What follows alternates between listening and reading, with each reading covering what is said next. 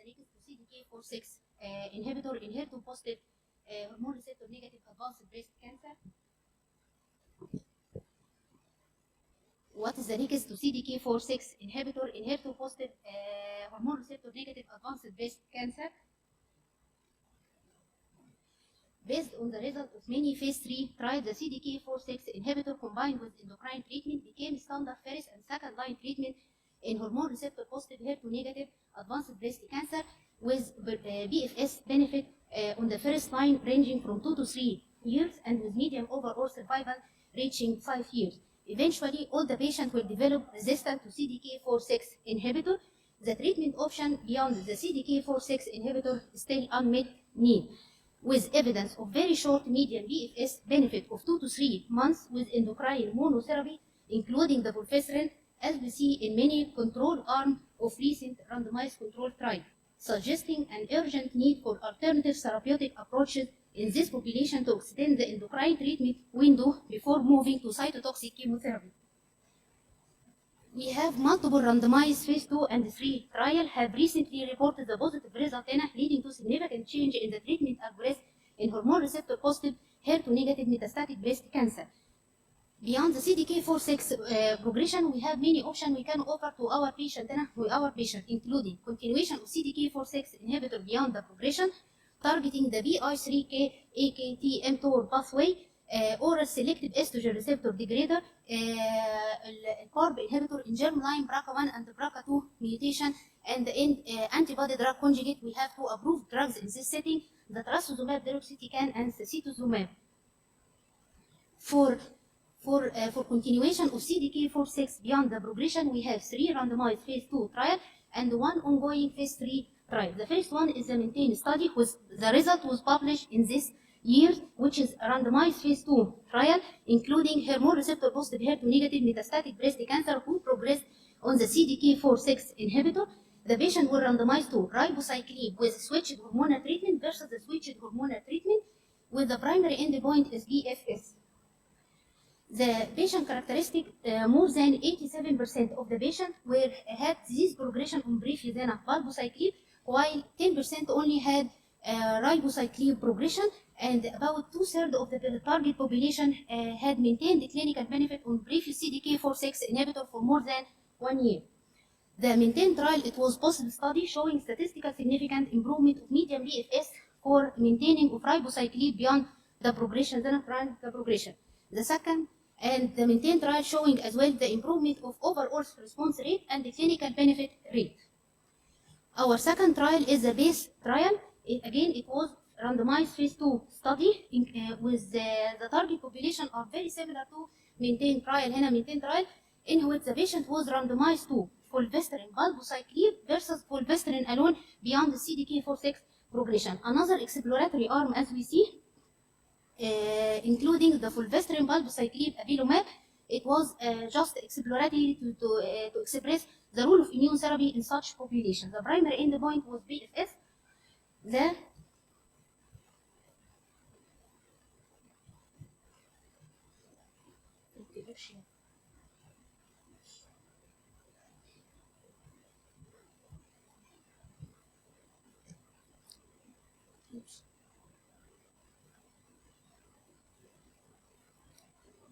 The BASE trial was published at San Antonio Breast Cancer in 2022. It was negative study, failed to show benefit to continuation of palbociclib beyond the progression. The third trial is Palmyra study. Palmyra study was again, it is a phase 2 study published in ASCO 2023. The Palmyra trial conducted to clarify the conflicting finding between the MAINTAIN and BASE study with similar patient population to previous two study, when the patient were randomized to palbociclib with switched hormonal treatment versus switched hormonal treatment alone. Again, the Palmyra study was negative study, failed to show any benefit to maintain the palbociclib beyond the progression, while in the subgroup analysis showing there is statistical significant improvement of 6 months clinical benefit rate in patients who continue on palbo beyond the progression, suggesting that we have subgroup of patients who maintain the benefit for palbociclib beyond the progression. Such group of patients need future molecular tests to be detected. To summarize, according to PACE and Palmyra trial, it is not recommended to maintain the valvocycline beyond the progression. However, still we have subgroup of patients who really benefit, who need further future molecular tests to be detected. The ribociclib beyond the progression is an option, and should may be considered as a new standard.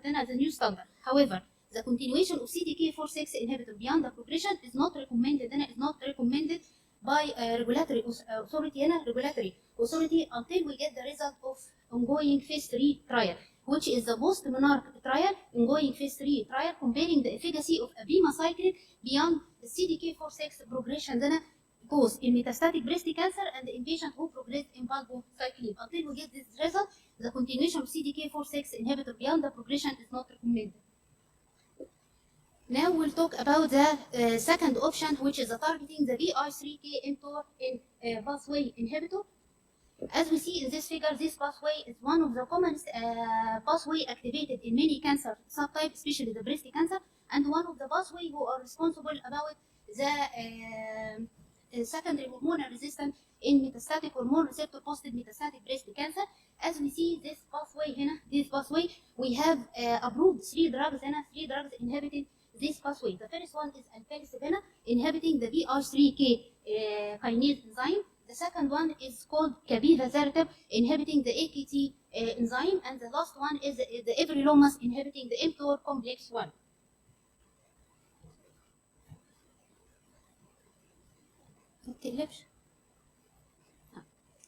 The efficacy of everolimus in AI pre-treated hormone receptor positive advanced breast cancer, as we see in this slide, it came from 3 randomized controlled trials. The famous one is the PLURO study. All these studies showing statistical significant improvement of median BFS for the Afinitor combined with hormonal treatment beyond the aromatase inhibitor, and none of these trials failed to show any overall survival benefit.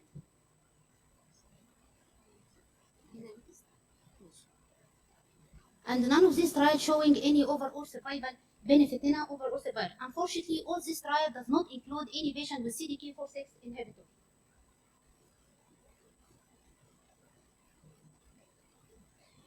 The efficacy of everolimus opposed CDK4/6 inhibitor, we don't have any randomized control trial to tell this to answer this question. Our data is getting only from retrospective study and real world data with modest benefit for Afinitor beyond the CDK4/6 inhibitor. I will show one of largest retrospective data, including 192 patients comparing the BFS for Afinitor exemestane between the patient with or without previous exposure to CDK4/6 inhibitor. From this retrospective data, we have two important information. The first one, the previous CDK4/6 inhibitor exposure had lower median BFS benefit in compared to the patient who doesn't have previous CDK4/6 inhibitor when we use the Afinitor exemestane with median BFS benefit 3.8 months versus 5.4 months, and the hazard ratio of the progression was with the hazard ratio for progression is 1.46. The second important information that the use of Afinitor exemestane as a third line or beyond the risk of disease progression is much higher when it was compared to the first line setting with hazard ratio 1.88. Another retrospective data including 41 patients with palbociclib progression in Paloma 3 study showing modest benefit to Afinitor with a median BFS benefit only of 4 months. According to this data, the Afinitor combined with hormonal treatment, aromatase inhibitor versus fulvestrant is considered one of the treatment options we can use beyond the CDK4/6 inhibitor, although we have only modest benefit.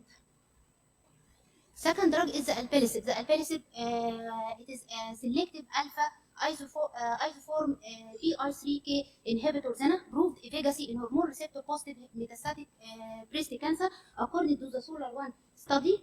As we see the alpelisib showing statistical significant benefit as regard the median BFS benefit and overall response rate and the significant benefit of clinical benefit rate, while there is no overall survival benefit. Unfortunately, in the SOLAR-1 study, is including only 20 patients with previous CDK4/6 inhibitor. For that, we have the BELIEVE study.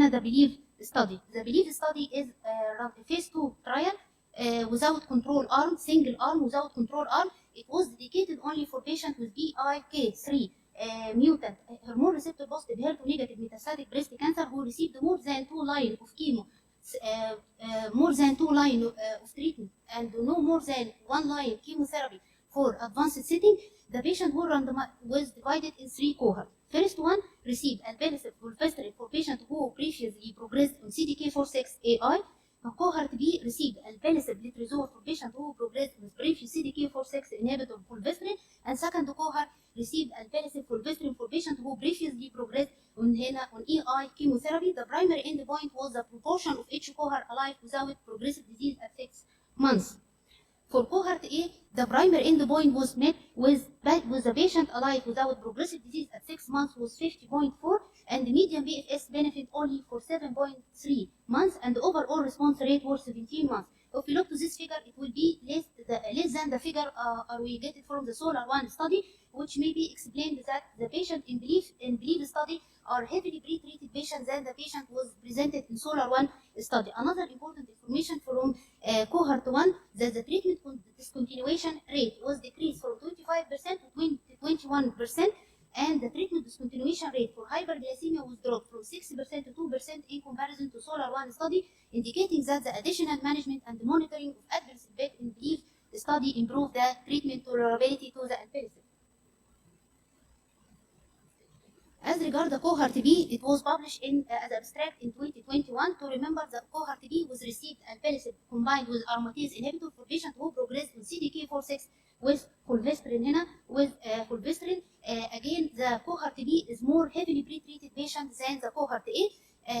Again, the primary endpoint was met with the patient was alive without progressive disease is 46, and median PFS is 5.7 months. According to this data, the alpelisib combined with hormonal treatment, aromatase inhibitor fulvestrant is considered one of the treatment options we can offer to patients beyond CDK4/6 progression, only for patients with PI3K mutation.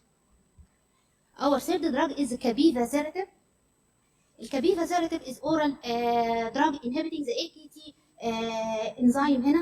The first benefit was seen in phase 2 trial for combination of capivasertib with fulvestrant, with statistical significant improvement of median PFS and overall survival in hormone receptor positive HER2 negative. For that, we conduct the phase 3 trial. The phase 3 trial stratified the patient to capivasertib versus placebo, the primary versus the single agent hormonal treatment fulvestrant, with the primary endpoint is PFS. As regards the patient characteristic in this phase 3 trial, more than 69% of target population had previous CDK4/6 inhibitor, and more than 40% had AKT alert alteration.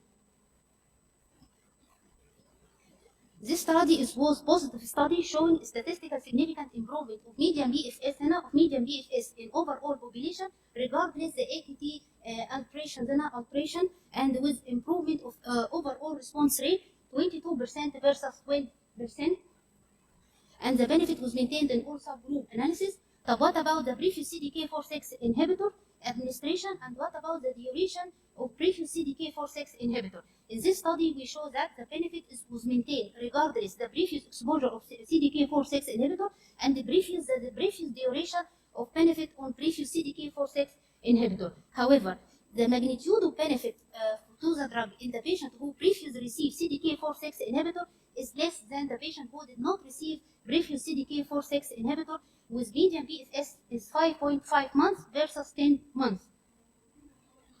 The overall survival benefit was improved as well, although it was interim analysis, and the further follow-up is needed to finalize the overall survival data of capivasertib in combination with fulvestrant. For that, this combination is considered one of the treatment options beyond the CDK4/6 inhibitor without need of any molecular alteration.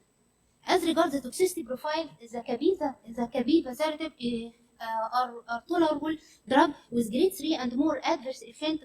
The most common was diarrhea and rash, and the treatment discontinuation rate was 2.3% in both arms. The third option is the oral selective estrogen receptor degrader, which is the elacestrant. To simplify, the estrogen receptor mutation it is a mutation that occurs in ligand binding domain of estrogen receptor, which leading to what is called constitutive activation of estrogen receptor. The prevalence of estrogen receptor mutation in chemo-naive patient or treatment-naive patient is very rare. It will be less than 1%, whereas the incidence was increased to, the prevalence was increased to more than 30% in patient who was previously treated by aromatase inhibitor. The efficacy of elacestrant in hormone receptor positive metastatic breast cancer was came from randomized phase 3 trial called Emerald trial, which randomized the patient to elacestrant single agent versus single agent hormonal treatment for fulvestrant aromatase inhibitor. The Emerald study, again, it was positive study showing statistical significant improvement of median BFS.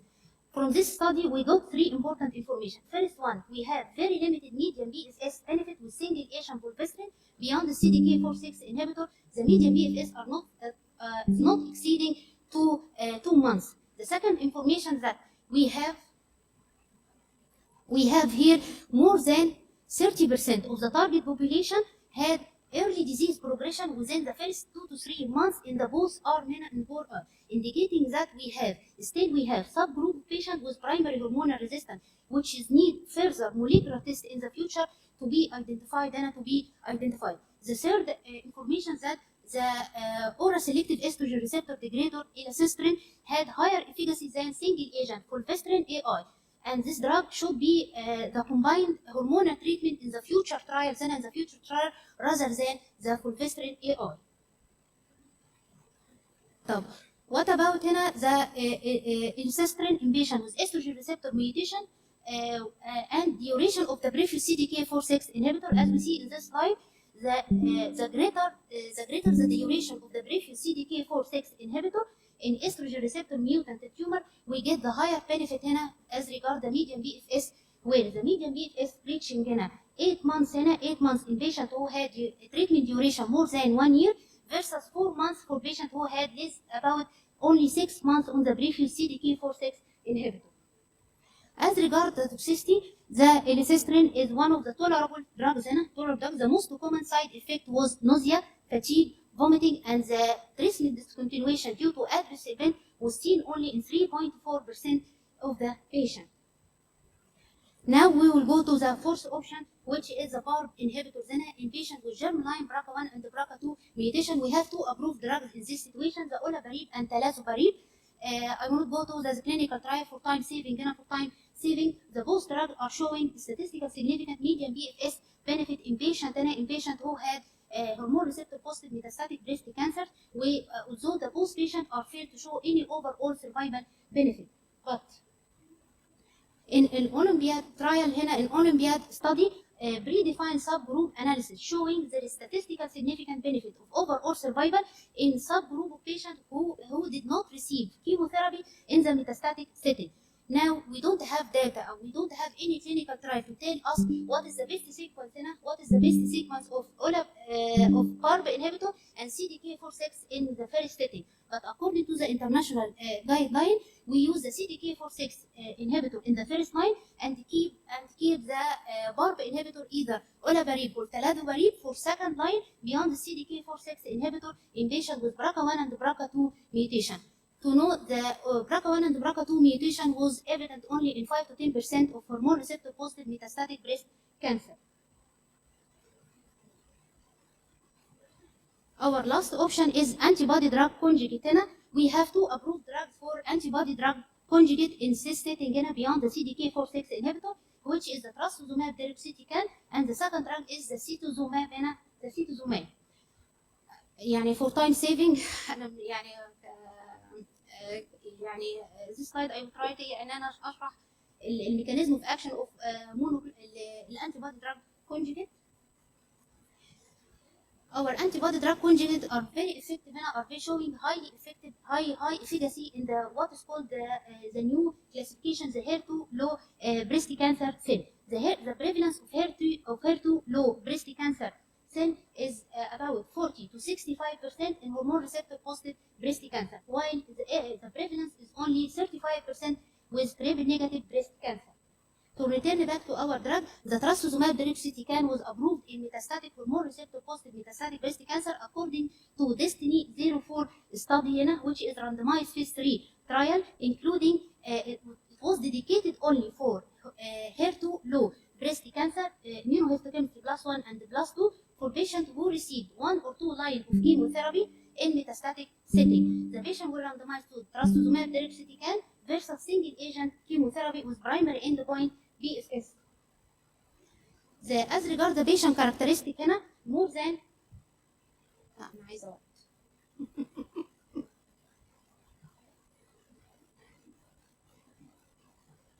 2 لا 5 حاول. As regard the patient characteristic in DESTINY-04, we have more than 90% of our target population are hormone receptor positive, more than 70% of the population had previous CDK4/6 inhibitor, and more than 60% of the target population had received at least more than 3 lines of chemotherapy in metastatic setting, which explore how much these patients are heavily pretreated hormone receptor positive metastatic breast cancer. The DESTINY-04 showing statistical, it was also the study with statistical significant improvement of median BFS and overall survival and the clinical benefit rate, the overall response rate, the clinical benefit rate, and the median duration of response. For as regards the toxicity profile, the trastuzumab deruxtecan is characterized by special GIT toxicity with instance of nausea, fatigue, alopecia, vomiting, and neutropenia, while the treatment discontinuation rate for adverse event was occur only in 16% of the cases, and we saw another characteristic side effect including the interstitial lung disease, which is seen in 20% of the target population. Most of the toxicity was grade 1 and grade 2, and there is 4.6% drop in the asymptomatic ejection fraction. For that, the trastuzumab deruxtecan is considered one of the treatment options where it should be offered to our patient in hormone receptor positive with HER2-low, provided your patient had received at least 1 line of chemotherapy in the metastatic setting. The second drug to save for some time is the sacituzumab. It is another antibody drug conjugate هنا, showing efficacy هنا with improvement of median BFS and overall survival in patients who had hormone receptor positive HER2 negative breast cancer but HER2 zero or HER2 low subpopulation. Last slide to summarize our patient, the patient who had CDK4/6 progression. If your patient had PIK3 mutation, you have to offer alpelisib combined with endocrine treatment, either aromatase inhibitor or fulvestrant. If your patient had germline BRCA1 and BRCA2 mutation, you can offer هنا the PARP inhibitor by name talazoparib and olaparib. If your patient had estrogen receptor 1 mutation and they had maintained clinical benefit for more than 12 months on the previous CDK4/6 inhibitor, you can offer the oral estrogen receptor degrader, which is the elacestrant. And while if your patient doesn't have any molecular alteration, you can offer either the afinitor combined with hormonal treatment, aromatase inhibitor or fulvestrant, or you can offer the AKT inhibitor capivasertib plus fulvestrant, provided that your patient did not receive fulvestrant before. What about beyond the third line هنا, the third line? Beyond the third line, you have to think about, or beyond the second line, you have to think about the monoclonal antibody or antibody drug conjugate. If your patient had HER2-low with immunohistochemistry +1 and +2 and had received at least 1 line of chemotherapy, you have to offer هنا the trastuzumab deruxtecan. While if your patient is HER2-0 and received 1 to 2 lines of chemotherapy in the metastatic setting, you have to offer the sacituzumab drug. And by the end, if your patient had visceral crisis, we have to offer chemotherapy, single or combined agent هنا. And by the end, again, we don't have any clinical trial or any data to tell us what is the best sequence to use this drug in this situation, which raise the urgent need for future clinical trial to tell us what is the best sequence and what is the best combination to be used in this situation.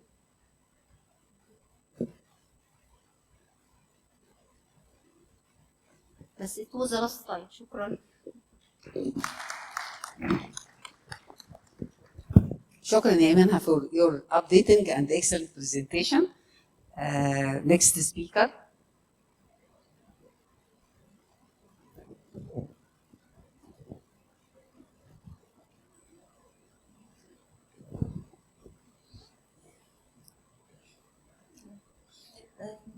next speaker ان شاء الله دكتور محمد علي ميديكال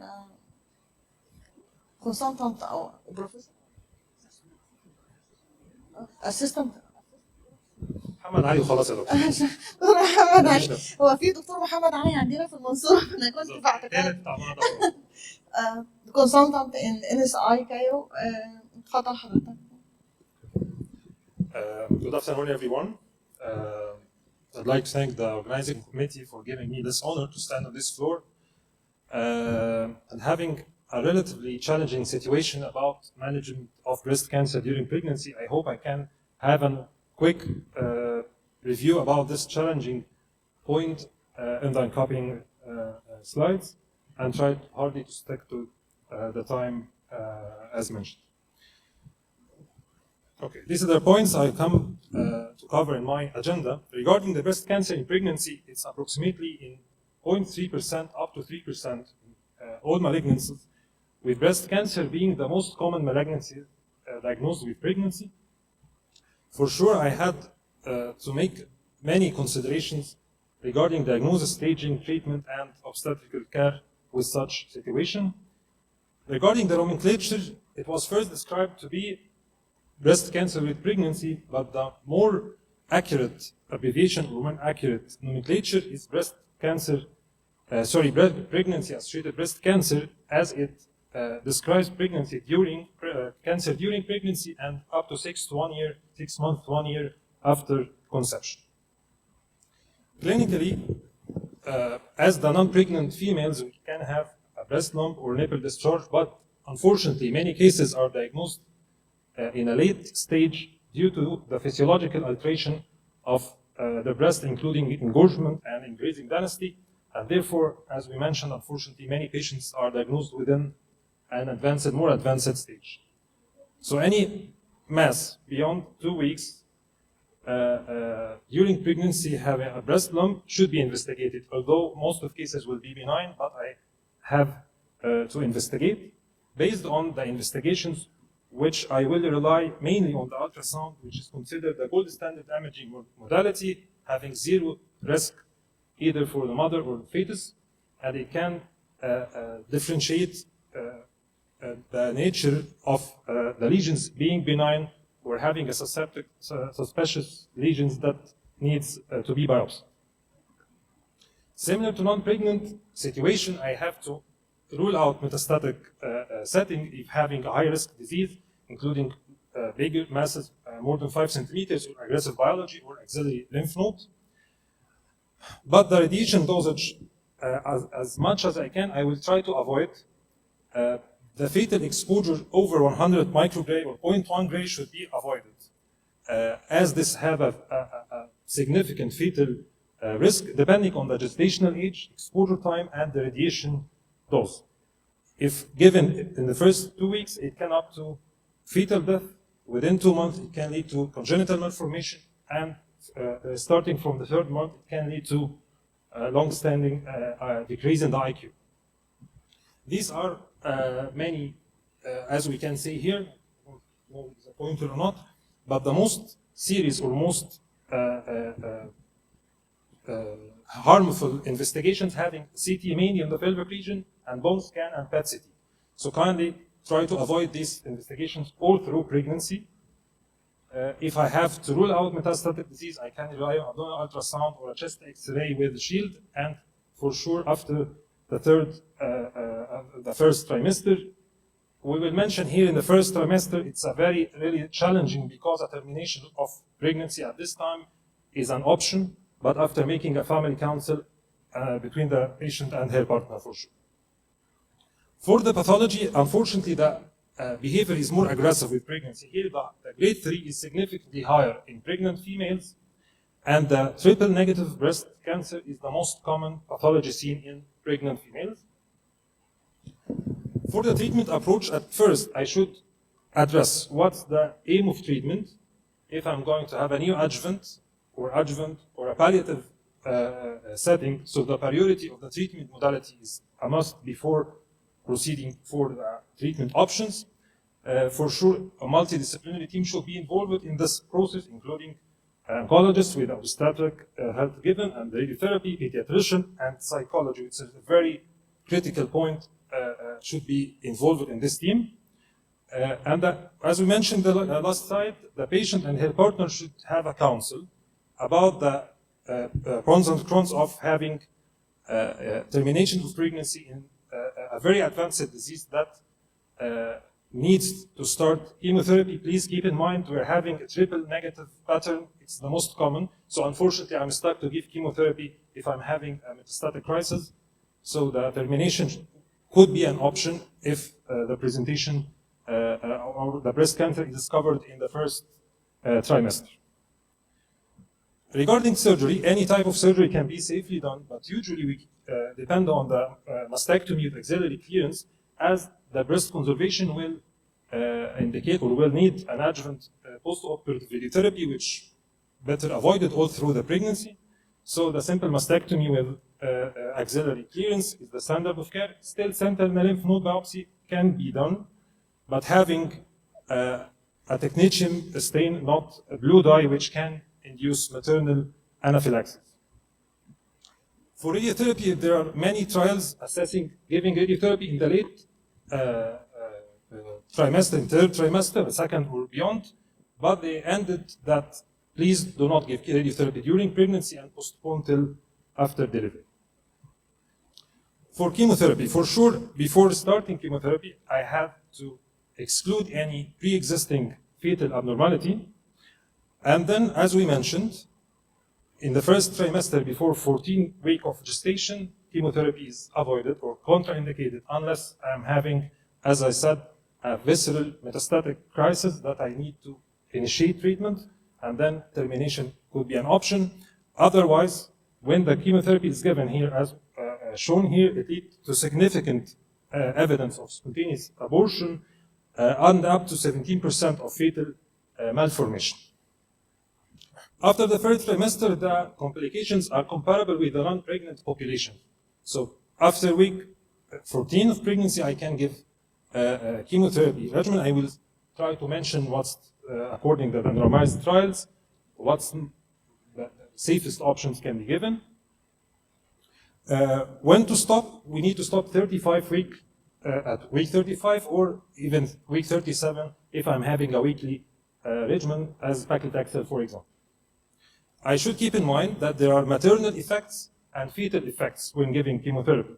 For the mother, there is a change in pharmacokinetic and pharmacodynamics of chemotherapy, and this owing to the alteration in hepatic metabolism as well as renal blood flow, and a very important point that the amniotic fluid, which act as a third space and can delay elimination of cytotoxic drugs, mainly methotrexate, which must be contraindicated in all regimens, either single agent or in combination. It's not recommended at any stage during pregnancy.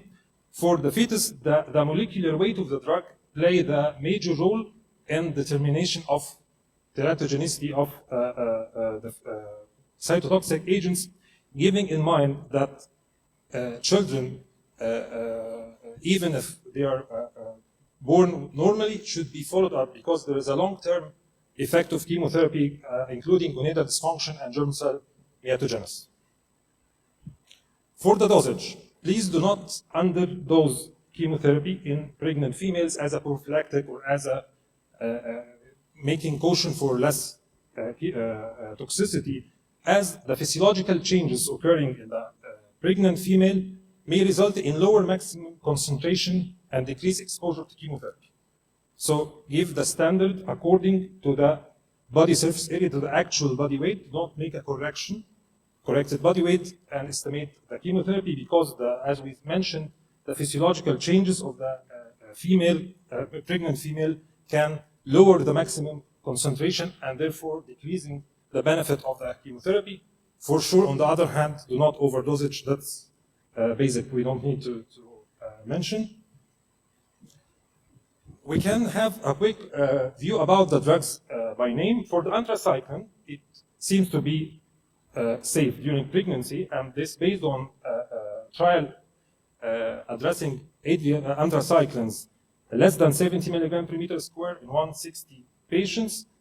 There was no significant toxicity for the fetus. Regarding also the cardiotoxicity, none of them was seen after ending the study. And usually the standard dosage is, even in the non-pregnant females, we have 60 or even 50 milligram per meter square. Taxanes now play an important role, and it has been studied in patients starting from week 14, either with epirubicin or single agent. Both paclitaxel and docetaxel were quite safe, and no significant toxicities were reported. Although cyclophosphamide have been responsible for some congenital malformations, recently the combined chemotherapy containing cyclophosphamide like FEC or FAC were safe in pregnant females over the last few years. As we mentioned before, the methotrexate is absolutely contraindicated in female patients, and it's considered to be the leading cause of chemotherapy-related birth death, as we mentioned, due to the third space theory. The idea of dose-dense regimen, I think all of us agree that now it's almost the standard of care for high-risk patients with having a neoadjuvant chemotherapy. There was a retrospective study conducted in about 110 pregnant females. 10% of them, or 11%, received dose-dense chemotherapy, and it showed the safety of this approach. However, the small size limit the possibility to counsel patients of the safety. الحقيقة في كومنت هنا عايز أقوله على الدوز دانس. قريت برضه كتير جدا about the GCSF. Although it's safe, يعني احنا usage of Nipogen during pregnancy is safe and tried in many other malignancies other than breast, and it was quite safe. But the problem that there is a physiological leukocytosis in the pregnant females. So it can be masked. يعني أنا بدي دوز دانس كلنا عارفين طبعا بيبقى every 2 weeks, and it's a bit aggressive treatment. النيوتروبينيا اللي هتحصل معاها may be masked by the physiological leukocytosis. And this increases the possibility of infection, which can have many harms for the mother and fetus. So هي ما فيش standard of care for, as we mentioned, very small sample size. I think it's not recommended, except in a very selected ultra high risk patients, to use this aggressive regimen during pregnancy. Regarding endocrine therapy, there is almost approval for its contraindication during pregnancy, especially tamoxifen, and if a case of accidental exposure, it should be stopped promptly if the patient desires to continue her pregnancy. There is no data about the aromatase inhibitor. For the trastuzumab, till now the current guidelines contraindicate use them due to the increased risk of developing either oligo or anhydramnios, as well as long-term consequences on the fetus. Although there is a systematic review and meta-analysis of about 17 studies to assess the usage of trastuzumab, surprisingly, that the toxicity was more in the second, third trimester. I think that could be due to the already formed hydramnios, amniotic fluid, so the toxicity of the drug is more significant in the second and third trimester, more than the first trimester. However, as we mentioned in the previous slide, it is not recommended to give trastuzumab. I can start with chemotherapy, and then after delivery, I can continue the anti-HER2. The other anti-HER2, there is no available data about the pertuzumab or lapatinib. The data is very scarce, though till now they are not indicated to give during pregnancy. As Dr. Iman just mentioned about the anti-drug conjugate, the trastuzumab deruxtecan is expected to cause embryonal damage due to the payload inhibition of the topo-I1, and the SG also can cause a teratogenicity or embryonal mortality, لأن ال end product بتاعتها SN38 is known to be a genotoxic compound. There is a trial, I think mentioned by Dr. Hamid yesterday, called the Mother study. It is a prospective observational study for breast cancer patient HER2 positive to assess adding TDM1 with pregnancy, with Herceptin during pregnancy or within 7 months before conception. and the results are still pending. The immunotherapy, for sure, all of us know that's very promising role, especially in triple-negative disease. But till now, there are many reports about the miscarriage and premature delivery and birth mortality. So till now, it's contraindicated till we have many available trials to assess its safety. Regarding the obstetric care, the monitoring of fetal growth, as we mentioned, we should have a baseline assessment for the fetus and then regularly during treatment. It's very important that all efforts should be done to continue a full-term delivery. The long-term complications, mainly the cognitive functions for the infants of the mother receiving chemotherapy, are much significant with a preterm delivery. يعني كل ما أقدر أكمل till 37 weeks, that will have a long-term better results for the fetus regarding cognitive and neurological function. If a preterm delivery is mandatory, please keep in mind the steroids for the fetal lung maturation, and the vaginal delivery is not contraindicated, it can be done. Remember, the thromboprophylaxis with low molecular weight happen just after, in the peripartum period, and then we can start chemo and radio within 1 week after an uncomplicated cesarean section. This is a trial to have a summary for management. As we mentioned in the first trimester, surgery is safe, sentinel lymph node can be done, but with technetium, not blue dye. Chemotherapy is not safe and should not be given. The interruption of pregnancy may be discussed in aggressive disease that initiate or that need immediate initiation with chemotherapy. For the second trimester, for sure, surgery is still safe. Sentinel node also can be done. Chemotherapy can be started after 4 weeks. And the anthracycline, plus or minus taxane, is now the backbone of treatment. Remember a very important practical point, the dose should be calculated according to the actual body weight. Please stop before week 35 to allow 2 to 3 week interval before delivery, and as much as we can try to avoid a preterm delivery. What about future? Till now, the pregnancy in a patient with the future pregnancy in a patient with history of pregnancy is safe, and no data about increasing risk of further malignancies. The recommendation about further pregnancy depend on the staging. If patient with stage 4, for sure, it's not advised to get pregnant. With stage 3, we advise to start trial for getting pregnancy after 5 years after treatment. So to conclude, breast cancer is the most commonly diagnosed malignancy during pregnancy. It's a very challenging situation and delicate situation requiring an MDT for best strategy for safety for both mother and fetus. Due to the lack of ionizing radiation data, ultrasound and MRI is still the preferred imaging modalities. Many cases usually diagnosed in advanced stage, being the triple-negative subtype is the most common subtype. During pregnancy, as we mentioned, chemotherapy starting from second trimester is safe beyond week 14, exactly. And the choice is almost the safe with the anthracycline and taxanes are the standard of care. Endocrine and targeted therapy are not indicated. Patient, as we mentioned, diagnosed should have a close follow-up for the fetus, and full-term delivery should be reached as much as we can. And regarding its risk, the radiotherapy should be totally avoided. Now the treatment landscape is changing, but the new data about the new agents, either immuno or anti-drug conjugates, still scarce, and we need further data. The history, as we mentioned, in a patient is safe and does not increase risk of recurrence even in patients with hormone-positive breast cancer. This came to the end, and thank you very much. Thank you, Dr. Muhammad Ali, for your elegant and updated, meticulous title in medical oncology, which is a more practical title. دلوقتي.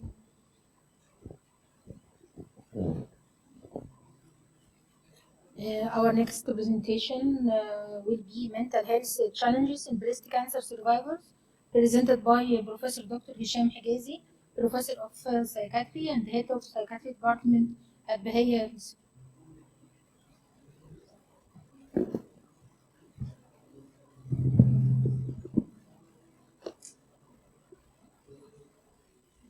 مساء الخير، ازي حضراتكم؟ معلش التوك دي بريك شويه من الكلام التقيل بتاع الاونكولوجي والحاجات دي. فهنتكلم عن المينتال هيلث تشالنجز في البريست كانسر بيشنتس. اي ست بيجي لها تسمع الخبر بتشك ان هي may have cancer، بيجي في دماغها وفي مشاعرها مجموعه من الوريز، من الحاجات اللي بتقلقها. هخف ولا لا؟ هيطلع حاجه خبيثه ولا لا؟ هرجع لوظيفتي؟ هكمل في جوازي؟ شكلي هيتغير؟ الوظائف الجنسيه؟ رعايتها لاسرتها؟ كل الحاجات دي يعني. وفي الحقيقه ده في العاده بيبقى فيه سان ستيج كده بيمروا بيها. في البدايه بيبقى فيه شوك ستيج اللي فيها الست مش عارفه هي بتعمل ايه، مش مدركه قوي ابعاد الموضوع.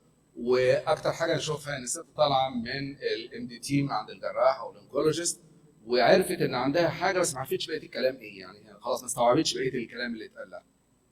بعد كده السيدات غالبا بيدخلوا في حاجه اسمها بنسميها الدينايل ستيج، مش عايزه تصدق. وبيقولوا كده انا نفسي يطلع ده حلم وابقى يعني اصحى من النوم الاقي الكلام ده مش حقيقي وبتاع وكلام زي كده، ومش عايزه تروح العلاج ومش عايزه تعمل انفستيجيشنز تكمل ومش عايزه تعمل حاجات كتير. الوريز والانسرتينتيز جزء اساسي من المساله. هاوفر ان بالنسبه لنا احنا كاطباء يعني الدنيا بالنسبه لنا واضحه، هو في ستاديز وايفيدنس بيز ومش عارف ايه وكده، لكن ده بالنسبه للسيده لا، ده شيء مخيف جدا وورد ومش متاكده اللي احنا بنقوله ده هيظبط ولا مش هيظبط، ولا هنبقى بنجرب فيها ولا فعلا هتتحسن ولا مش هتتحسن. هاوفر ان احنا يعني ان الدكاتره قد كده هيكونوا بيقدموا لها معلومات دقيقه، لكن هي برضو عندها الخوف والقلق ده. الخوف والقلق ده بيكون متعلق بصحتها لكن كمان متعلق باسرتها، متعلق برعايتها لاطفالها، متعلق بشغلها، متعلق بحاجات تانية مختلفه. بيبقى في سوشيال كونسيرنز عند السيدات، علاقاتها الاجتماعيه، مين هيقبلها ومين هيرفضها ومين هيقف جنبها والى اخره، الحاجات دي كلها. في قلق متعلق بالثيرابيوتيك مانوفرز وات ايفر ايه هي، اذا كان سيرجري فهتعمل ديفورميتي في شكلها، اذا كان كيمو او راديو ثيرابي هيوقع شعرها ويبقى لون الجلد ويعمل حاجات مختلفه فتبقى قلقانه بيها. لما بتريلايز انه خلاص ان هي مريضه وعندها الحكايه دي ولازم تاخد العلاج almost to go through depression for some while. طبعا يعني ده بيختلف من ناس لناس، وفي ناس بتعدي بالمراحل دي بسرعه وفي ناس بتتجاوز سكيب بعض المراحل بحيث مش لازم تعدي بكل الحاجات دي.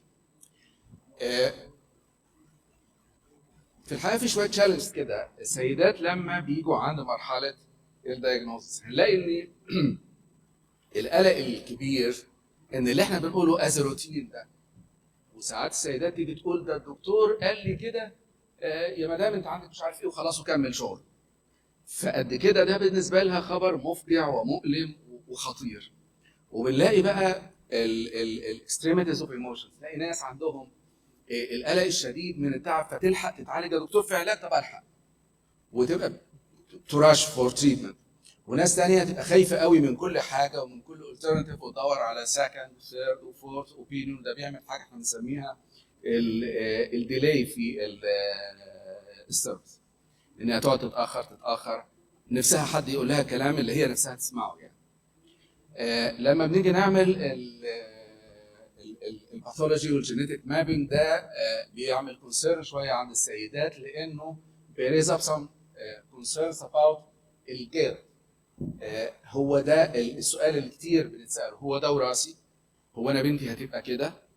خاصة لو كان عندها حد في الأسرة حاجة زي كده، وحتى لو ما كانش عندها تبقى خايفة إنه ده هي هتورث ده، وبالتالي بيبقى عندها إحساس وشعور بالذنب تجاه أطفالها، تجاه الناس اللي حواليها وإلى آخره. وده بيحتاج برضه يبقى to be managed. بيشوفوا نفسهم هم بيقولوا كده as a walking time bomb، كأنها قنبلة موقوتة، يعني هي شايفة اللي عندها ده كأنه كده. مرحلة تريتمنت على قد ما إن هي بتبقى عندها أمل وهوب إنه فيها علاج أهو، فيها علاج ممكن تتحسن، لان هي عندها بيبقى برضه ما عندها مخاوف من انه طيب يا ترى العلاج ده هيكون افكتيف ولا لا، يا ترى هيحصل ريكرنس ولا لا، الى اخره. بالاضافه بقى لشويه الحاجات اللوجيستيك المتعلقه بالتريتمنت، محتاجه حد يساعدها في البيت، محتاجه حد ياخد باله من الاولاد، ما عادش قادره تعمل الادوار اللي كانت بتعملها قبل كده، اذا كانت عملت سيرجري فمش قادره تتحرك بشكل كويس، اذا كانت بتعمل كيمو ولا راديوثيرابي فمجهودها قليل ومش قادره تعمل الديوتيز بتاعتها والى اخره. وبالتالي بنلاقي هنا حاجه سموها اللاف هيت ريليشن شيب عند السيدات، ان هي العلاج بيديها الاحساس انها بروتكتد، ان ده حاجه بتديها هوب اهو هتتعالج وتتحسن، لكن كمان هو بيبقى distressing and overwhelming here بالسايد افكتس بتاعته وبالمخاوف اللي ناتجه عنه. بوست تريتمنت المفروض ان الست اتحسنت تتخف وتنبسط، مش كده؟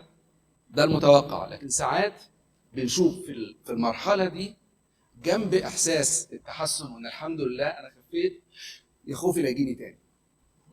فبرضه بيبقى عندهم نفس المخاوف دي تاني، وبيسموه ساعات يبقى فيه بارادوكسيكال انكريز اوف انكزايتي، انه على قد ما ان هي حست انها اوكي بقت كويسه والحمد لله يعني دي حاجه وراحت، لكن هي عندها خوف ان الحاجه دي تتكرر بشكل تاني. ريكرنس از ديزاستر بالنسبه للسيدات، وفي الحقيقه هو مش بالنسبه للسيدات بس، وبالنسبه للاسر كمان. مشكلته انه بيعمل ريكول لكل الباد ايموشنز اللي حصلت في البدايه، اللي هو يعني ابسط كلمه بتتقال هو احنا هنعيده من تاني؟ هو انا هجيب السكه دي من اولها تاني؟ انا يعني لان هي بتكون عدت بمرحله طويله جدا وتعبت اثناء العلاج وكده، فنفسها ان ده ما يرجعش. كونه ده بيرجع ساعات هي بتحس ان ده نوع من الفيلير، sometimes ده هي بتحسه كده، sometimes الاسره بتحسه كده، وبيبقى محتاج شويه proper handling من الفيزيشنز، واحيانا مننا ك psychiatry team او psychotherapist او whatever. اللي بيقدروا يشوفوا انه انا اتحسنت قبل كده ففي فرصه اتحسن تاني، اللي بيبقى المايند سيت بتاعتهم بالشكل ده شويه، دول بيبقى قدرتهم على الادابتيشن افضل شويه. اللي بيبقوا شايفين انه انا اتحسنت قبل كده ورجع لي فكده مفيش فايده، هو نفس المقدمه، بس هو المايند سيت شكلها ايه، انا بفهمها ازاي او انا حاسسها ازاي كشخص.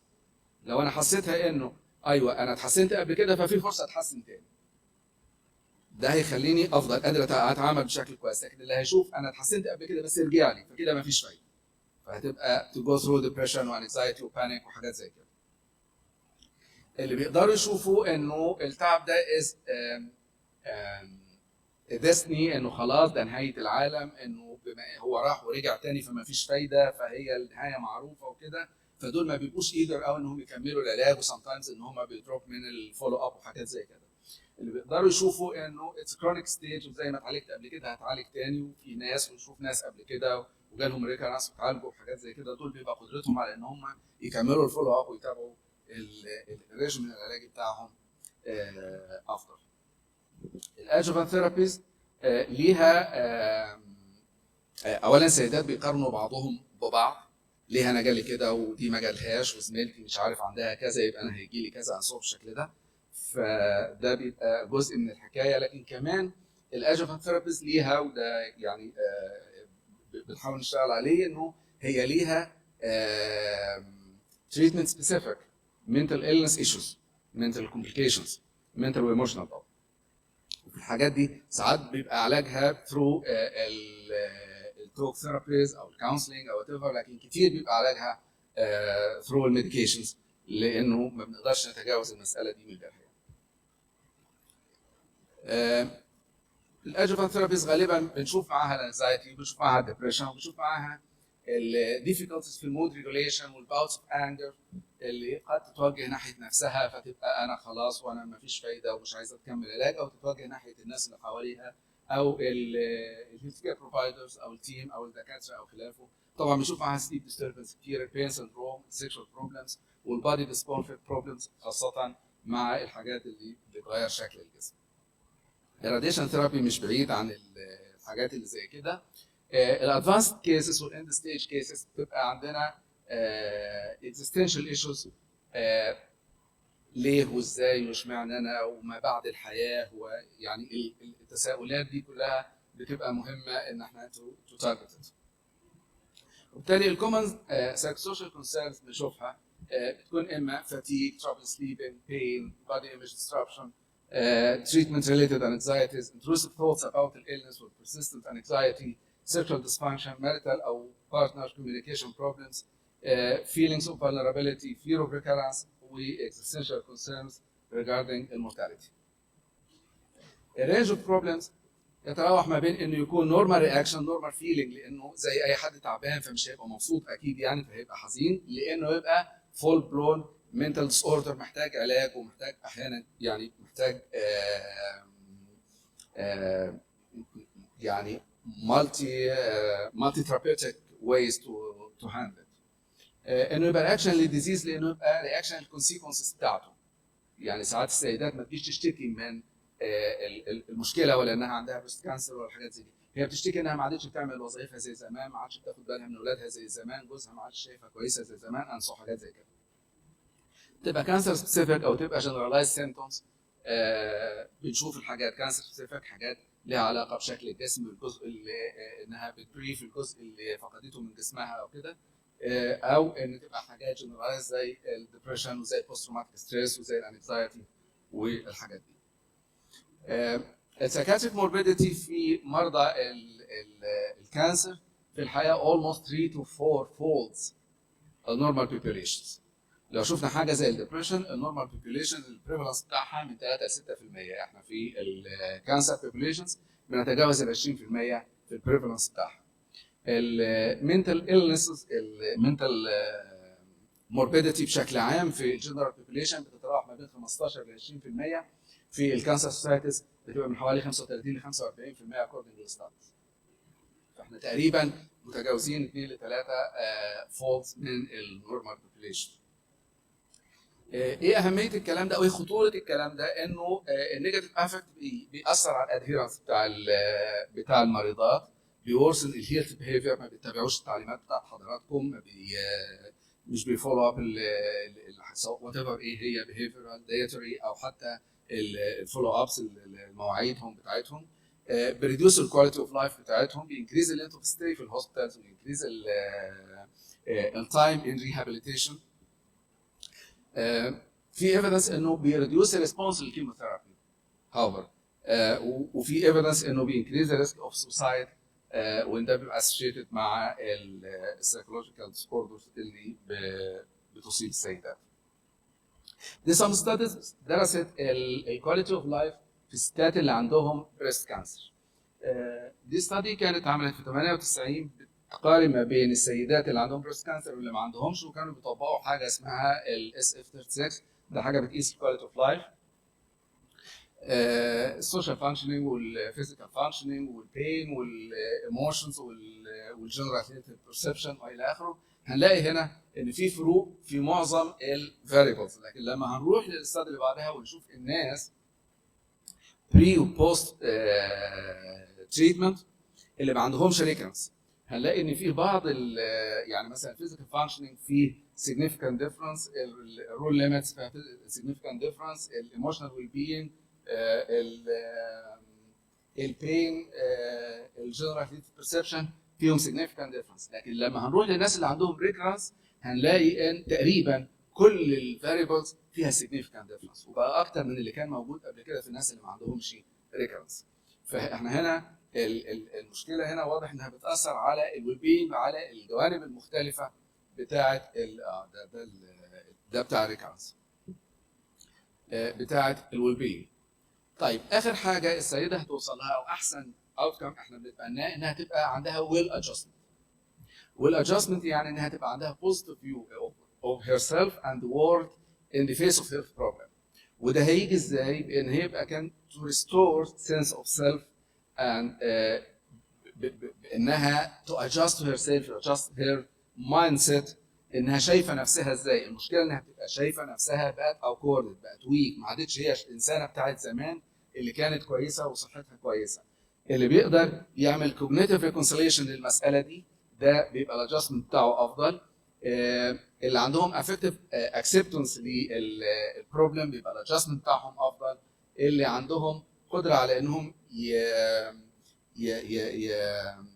يبقى عندهم يعني اكتف بيرسوت للبيهيفيرال والسوشيال والفوكيشنال جولز، يغيروا الاهداف بتاعتهم، يعدلوا فيها بما يتناسب مع حالتهم، بيبقى الادجستمنت بتاعهم افضل من اللي ما بيقدروش يعملوا كده. دي طبعا ستادز بتقول ان في مجموعه من الريسك فاكتورز بتخلي الناس مور فالنربل لان هم يبقوا منتلي ال، وفي المقابل في مجموعه من الريزيلينس فاكتورز بتخليهم عندهم قدره اكتر على ان هم يتشالنج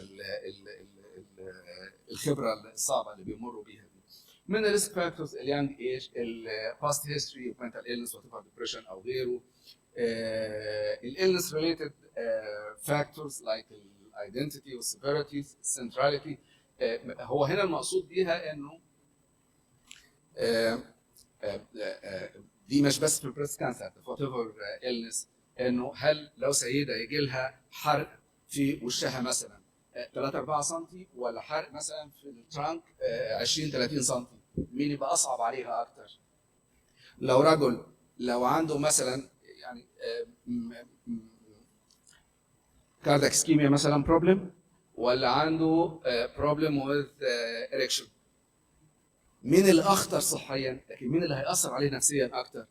فهتلاقي في حاجات اللي بيقولوا عليها السنتراليتي او الايدنتيتي، الحاجه اللي لها لصيقه باحساس البني ادم بكيانه او باحساسه. هنا عشان كده البريست كانسر مهم، وعشان كده الناس في الحاجات الجينيكولوجيكال بروبلمز وفي البريست بروبلمز ان دي حاجه لها علاقه قوي بالايدنتيتي بتاعت الست، بشعورها بنفسها، برؤيتها لذاتها، يعني تقييمها لنفسها، وبالتالي دي اهميتها.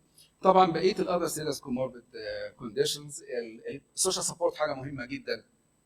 لو موجود كويس بيبقى واحد من الريزيلينس فاكتورز، ولو مش موجود كويس او موجود بشكل سيء او مش موجود ده يبقى واحد من الريسك فاكتورز المهمه. في فولنربيلتي فاكتورز لها علاقه بالكواليتي،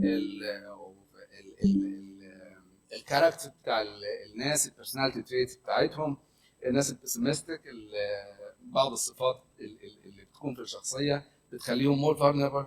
في المقابل انه في الكوبينج ستايلز، الناس اللي عندها بتتبنى الكوبينج ستايلز اللي فيها افويدنس او فيها هروب او كده، بيبقى قدرتهم على الادابتيشن اسوأ من اللي بيتبنوا بوزيتيف كوبينج ستايلز. في المقابل هنلاقي الريزيلينس فاكتورز من اهمها الكوجنيتيف ادابتيشن. الكوجنيتيف ادابتيشن اللي هو الناس عندها تصورات للحياه، تصورات مش بس للمرض.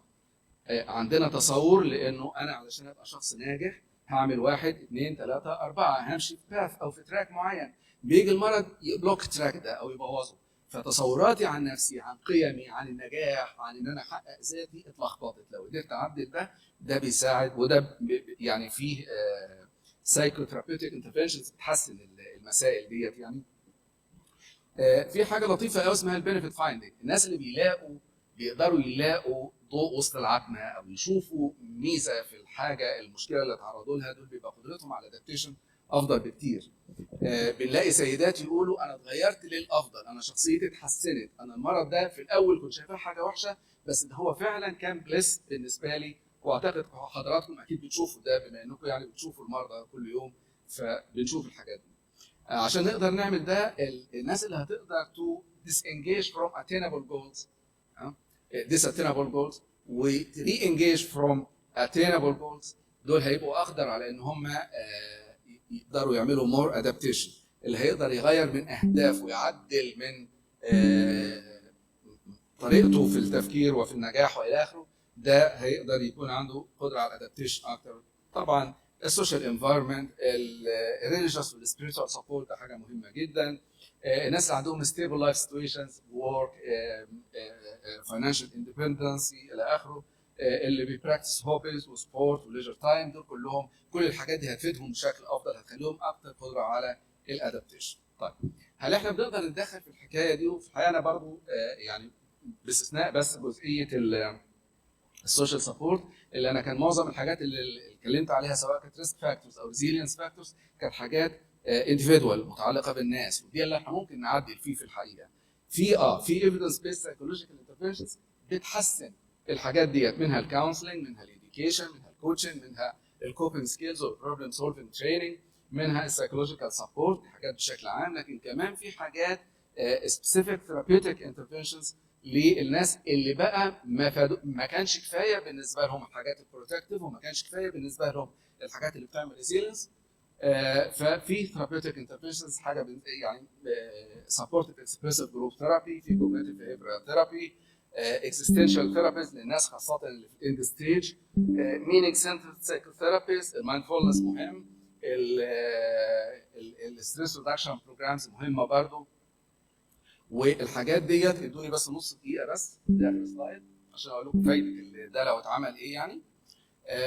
فالحاجات دي لما بنحسن الويل بتاعهم ده بيحسن بيريديوس السيفيريتي اوف psychiatric symptoms، بيريديوس automatic symptoms، بيمبروف الكواليتي اوف لايف اند well being، بيفاستن return to work، ويريديوس illness behavior، ويمبروف السرفايفل، وكمان بيقلل اللود على الهيلث كير بروفايدرز وعلى الهيلث كير سيستم. لما الناس تبقى افضل، كل ما الناس هتبقى تعبانه والويل بينج بتاعها سيء، هيبقوا مش توليرانت للسيمتومز، هيبقوا الفيزيت بتاعتهم للاي ار وللكلينكس وكل الحاجات دي هتبقى اكتر، وبالتالي هيبقى اللود على الهيلث كير سيستم اكتر. خلاص انا اعتقد مش محتاج اقول الكلام ده، وانا اشكر حضراتكم جدا. شكرا.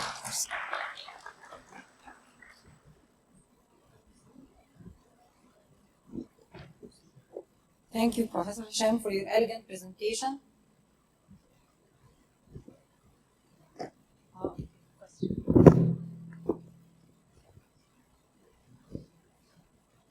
شكرا يا دكتور على المحاضره. انا بس كان ليا سؤال. انا كميديكال اونكولوجيست قاعده في العياده، كل العيانين اللي بيجوا لي عندهم ديبريشن، عندهم انكزايتي. انهي عيانه اللي انا محتاجه احولها لحضرتك في العياده؟ انا شايفه ان العيانه دي لا، محتاجه احولها للسايكاتريست ان هي يديها مثلا ميديكيشن، او محتاجه مساعده اكتر من اللي احنا بنعمله معاها في العياده. شكرا لحضرتك.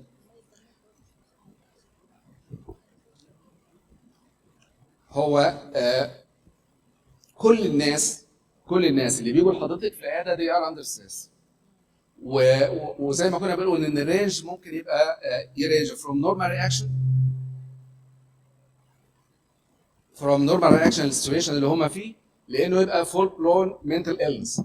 احنا هنعرف انه منتال إلنس ازاي لما، او انها محتاجه السيرفيس دي ازاي. احنا الاول هي السيرفيس يعني، بس عشان ده مش السكوب هنا، احنا بنعمل اكتر من حاجه. بنعمل بريفنتيف او بروتكتيف يعني سيرفيسز، زي ان احنا مثلا نقدم لهم المعلومه بطريقه شكلها ايه. الهيلث اديوكيشن مهم جدا. السوشيال سبورت اللي هو نون سبيسيفيك سوشيال سبورت، الناس مثلا يساعدوهم، يعملوا لهم دورات، يعملوا لهم رحلات انصب بالشكل ده، انها تقعد مع ناس مثلا عندهم خبره في المرض قبل كده. فالجروبس اللي هي السبورت جروبس يعني، اللي هي اللي بيعملوها الناس لبعضهم سام جايدنس يعني. لو ده كافي خلاص اوكي، ذاتس ويل اند جود. لكن لو حد فعلا لدرجه انه سيفير سيمتومز، disabling symptoms، او اثرت على الكواليتي اوف لايف بتاعته او على الادهيرنس بتاعه، سواء ما عادتش بتيجي، مش عايزه تكمل العلاج، بطلت تعمل فولو اب بتاعها او حاجه زي كده، او هتبطل يعني واخده النيه على كده، لا دي محتاجه specific psychiatric او mental illness services. ودي بتتراوح يعني، احنا بنعمل اسسمنت، جزء منهم هياخد علاج بس psychotherapeutic interventions either individual او جروب او whatever، وبعضهم هيبقى محتاج ميديكيشنز، وبعضهم هيبقى محتاج الاثنين ميكس من الميديكيشنز والسايكوثيرابيوتيك انترفنشنز.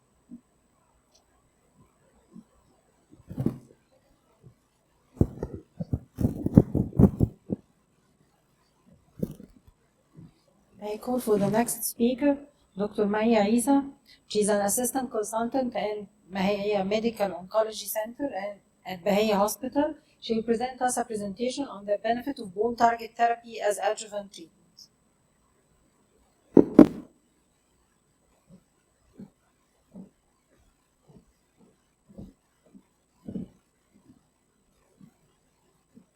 Thank you, Dr. Amira, for introducing me with nice words.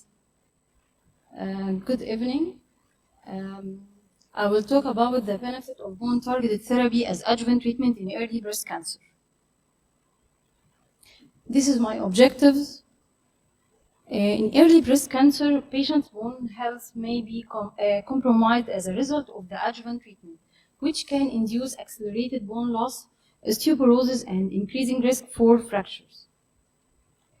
Osteoporosis is a common disease. It compromises bone strength and predisposing person to increased risk of fracture.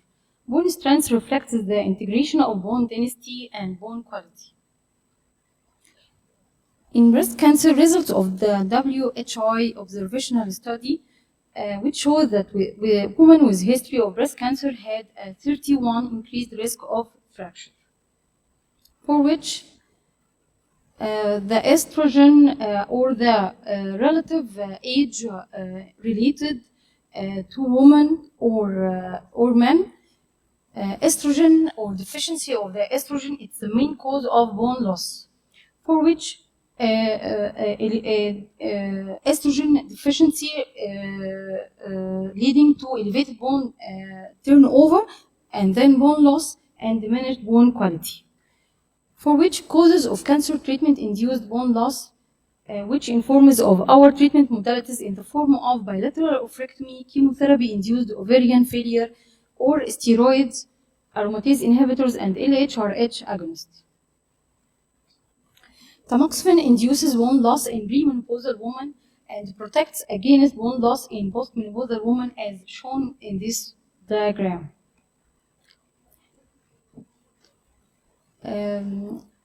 Influence of AI or aromatase inhibitors had an increased risk of fracture and osteoporosis in the previous randomized study that proved adjuvant AI in breast cancer patients, but there is no head-to-head studies to compare between non-steroidal and steroidal AIs. To assess the risk of fracture, we should have history and physical exam algorithms such as the fracture risk assessment tool, imaging by DEXA scan, optimal intake of calcium and vitamin D. There is a risk factors related to fracture calculation tool in the form of an age between 40 to 90, sex and clinical risk factors, body mass index, DEXA scan, prior fragility fracture, parental history of hip fracture, current tobacco smoking, ever long treatment use of steroids, more than 3 months and more than 5 milligrams per day, with history of rheumatoid arthritis or other secondary causes, alcohol intake 3 or more units per day. For every 1 standard deviation reduction in bone mineral density from normal, 2-fold increase in risk of fracture, as we see here, for which of WHO defined the osteoporosis with T-score minus 2.5. Our strategy to prevent and manage bone health in breast cancer. There is an expanding bone-targeted agents in adjuvant early breast cancer in the form of bisphosphonate with zoledronic acid IV and oral clodronate or bamidronate or ibandronate, and rank ligand or receptor activator nuclear kappa beta ligand inhibitor, that's a monoclonal antibody inhibitor of rank L denosumab. We will go in brief in the pathophysiology of bone remodeling. In bone remodeling, that there is players in the bone remodeling mechanism of action that will discuss, and then we will be understand the mechanism of action of the bone targeted agents. There are 2 players, which is osteoblast that responsible for bone formation and osteoclasts that responsible for bone resorption, which we have also a rank that's receptor located on osteoclast, and rank ligand located on osteoblast, and then when rank L bind to rank receptor on the osteoblast, there is activation and more differentiation and maturation, leading to multinucleated osteoclast, which more bone resorption, increase the bone resorption. There is also another protein which is called osteoprotogranin, which is to regulate the bone formation by osteoclast and bone resorption by osteoclast. Osteoclast naturally produce osteoprotogranin, for which when or OBG binds to rank L, it prevents activation of osteoclast, for which stop bone resorption. In healthy state, there is a balance between a rank L and the protein OBG, but in the in pathophysiology of bone remodeling and in osteoporosis and in cancer caused bone loss by treatment, there is imbalance between them, for which there is increasing of a bone resorption and increasing of a bone loss. Bone targeted agents, which is in form of bisphosphonate, that it's are analogs of pyrophosphates, which located on bone remodeling sites, and there is two types, which clodronate is a non-nitrogen compound in oral administration, and it act as cytotoxic effect. And we have ibandronate, zoledronic acid with nitrogen compound, which acts like an direct apoptotic effect. There is many previous trials or early studies was done on the oral clodronate.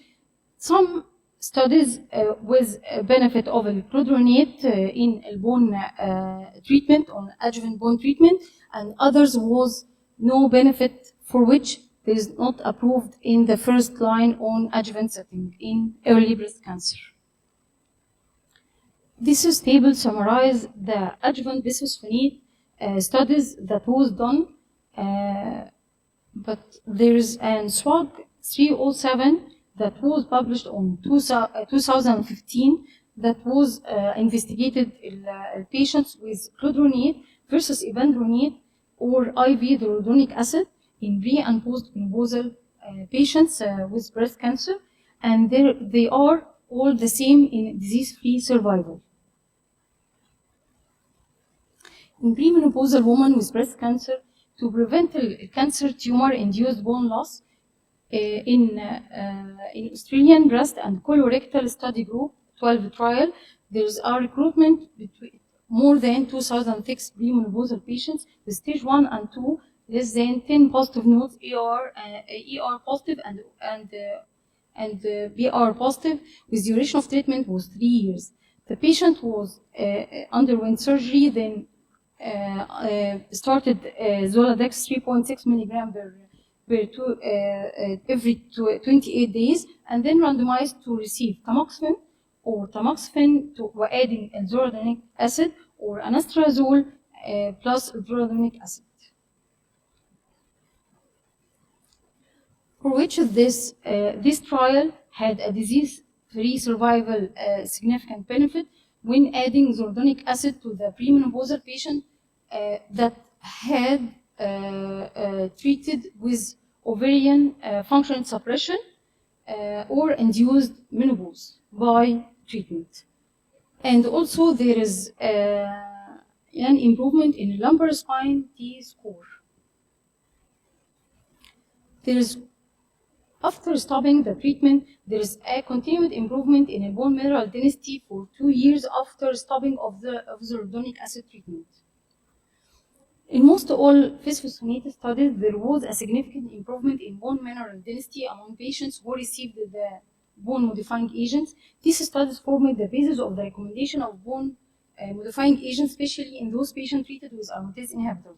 However, none of these studies provided data on reduction of the rate of fractures in bone modifying agent treated patients.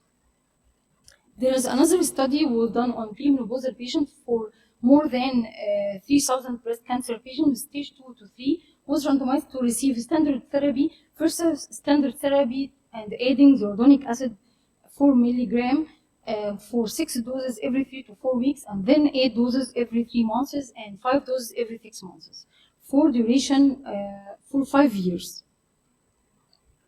Unfortunately, with the long-term 10-year results, there is no benefit in disease-free survival in intention to treat analysis, and there is a minimal benefit in disease-free survival for those more than 5 years post-menopausal, but not in patient who was post-menopausal in timing of recruitment of the study. Also, there is no benefit of the overall survival in breast cancer death. There is a meta-analysis was done with early breast cancer collaborative trial group, which was studied adjuvant bisphosphonate for early breast cancer. There was benefit in intention to treat analysis in reduction of the recurrence of breast cancer, especially in bone, and also in reduction of breast cancer mortality. Also, the benefit much clearer in postmenopausal women in all recurrence, bone recurrence, and breast cancer mortality. There is a similar effect on bone recurrence irrespective of the type of bisphosphonate, as we see here, and also there is a similar effect on different biological types of breast cancer. This study, the Success A phase 3 randomized study, was done to the patients were eligible for this study, either node positive or high risk node negative, defined at least one of the following tumor size with more than T2, histological grade 3 negative hormone receptor status, or age less than or equal 35 years with primary invasive breast cancer.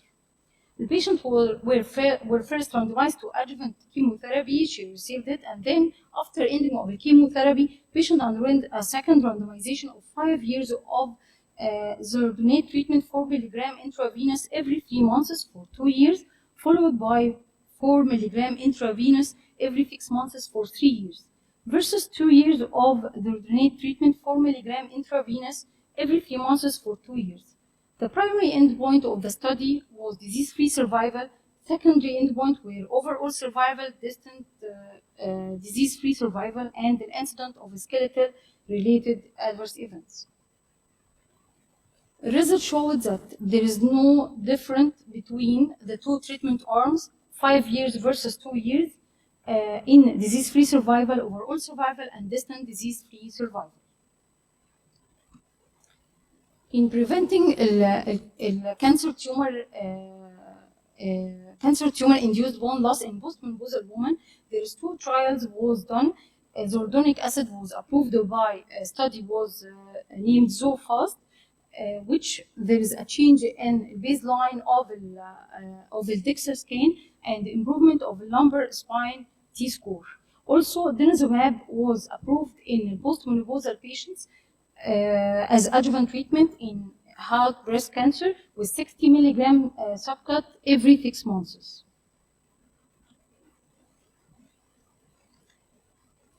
And then we will go for denosumab, which is a monoclonal antibody inhibitor of the rank L.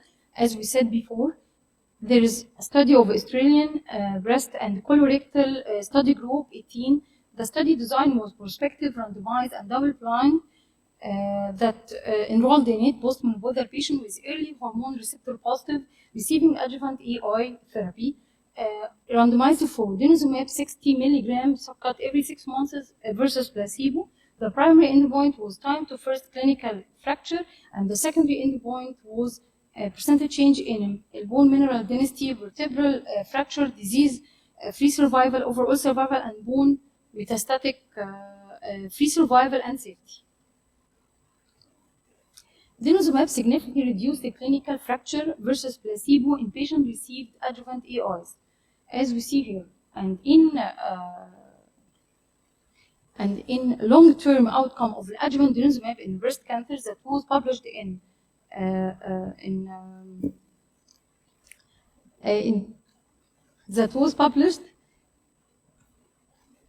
the results that median follow-up is 8 years. There was a disease-free survival benefit of 3.5 percentage points. Adjuvantizumab improved the bone metastatic free survival and overall survival, but it's not significantly different. No significant difference between them. Also, there is another trial, DCARE for denosumab, that randomized the patients with denosumab 120 milligram subcut every 3 to 4 weeks of 6 doses, followed by denosumab 120 milligram every 3 months for 54 months versus placebo. That the stratification factors with breast cancer therapy, lymph nodes, ER and BR was negative or positive. HER2 status was negative or positive, and the endpoint by blinded and endpoint was disease-free survival, for which the denosumab ineffective, and there is no difference in bone metastasis-free survival and disease-free survival, and no suggestion of benefits in post-menopausal subgroups. Efficacy and fracture reduction, that there is a key consideration in choosing a therapy to the patient in early breast cancer for adjuvant treatment of bone targeted agents, according to efficacy, fracture side effects, intolerance, adherence, confidence, and preference, and also cost and access. In ESMO guidelines, a patient with cancer receiving chronic endocrine treatment known to accelerate bone loss, there is risk factors any of these following: age more than 65, T-score less than minus 1.5, smoking, body mass index less than 24, family history of hip fracture, personal history of fragility fracture above age 50, oral glucocorticoid use for more than 6 months. If T-score more than -2 and no additional risk factors, advise the patient to have exercise, calcium and vitamin D, and monitoring risk and bone mineral density at 1 to 2 year interval. But if the T-score is less than -2, advise the patient for exercise, calcium and vitamin D, and add denosumab or bisphosphonate therapy, and monitoring bone mineral density every 2 years. And then ask yourself if the patient is postmenopausal or not. If the patient is postmenopausal and planned for chemotherapy, if yes, prescribe zoledonic acid 4 mg during neoadjuvant chemotherapy. If no, adverse prognostic factors more than 12% 10-year risk of breast cancer death. If no, assess fracture risk and use bisphosphonate of denosumab according to the cancer tumor-induced bone loss guidelines. And if yes, add zoledonic acid. If the patient is not a postmenopausal, neoadjuvant and anything adjuvant or neoadjuvant plan includes ovarian suppression therapy or oophorectomy. If yes, add zoledonic acid. If no, no oncological cancer treatment reason for recommendation regarding bone targeted agents. And this is a table summarizing guidelines from an European panel. It is the same as we said before, and also ASCO, but ASCO added the option of zoledonic acid 4 mg every 3 months for 2 years, or ibandronate 50 mg daily for 3 years. And the NCCN doesn't specify details of any particular regimen, but notes that for risk reduction of distant metastasis, consideration should be given to adjuvant bisphosphonate therapy for 3 to 5 years in postmenopausal patients, natural or induced, with high risk node negative and node positive tumors. And then we will go for toxicity associated with osteoclast inhibitors. We will see the electrolyte disturbance with hypocalcemia, that we should have to do calcium level before prescribe adjuvant treatment of bisphosphonate or denosumab. Atypical fractures, osteonecrosis of the jaw or atypical fracture of the jaw should have dental evaluation and dental treatment before initiation. The intravenous bisphosphonate also may associate with acute phase reaction, renal toxicity, and rarely ocular inflammation. The oral bisphosphonate may have gastrointestinal side effects. Denosumab has associated with infection and dermatological reaction and rebound fractures that after stopping of denosumab, that was a case report. Thank you. Thank you, Dr. Mai, for your elegant presentation.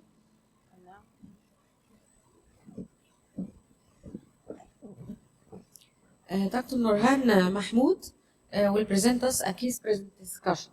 Dr. Nurhan is a medical oncologist specialist in Bahia Hospital for early detection and treatment of breast cancer. Hello everyone. I'm going to present a case of pregnancy-associated breast cancer.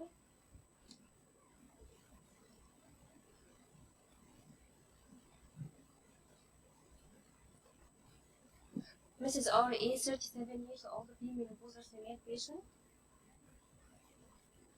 ECOG 0, no comorbidity.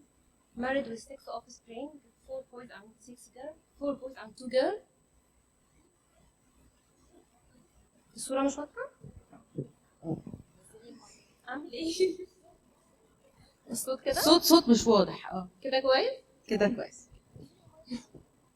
37 years old, premenopausal female patient, ECOG 0, no comorbidity, married with 6 offspring, 4 boys and 2 girls.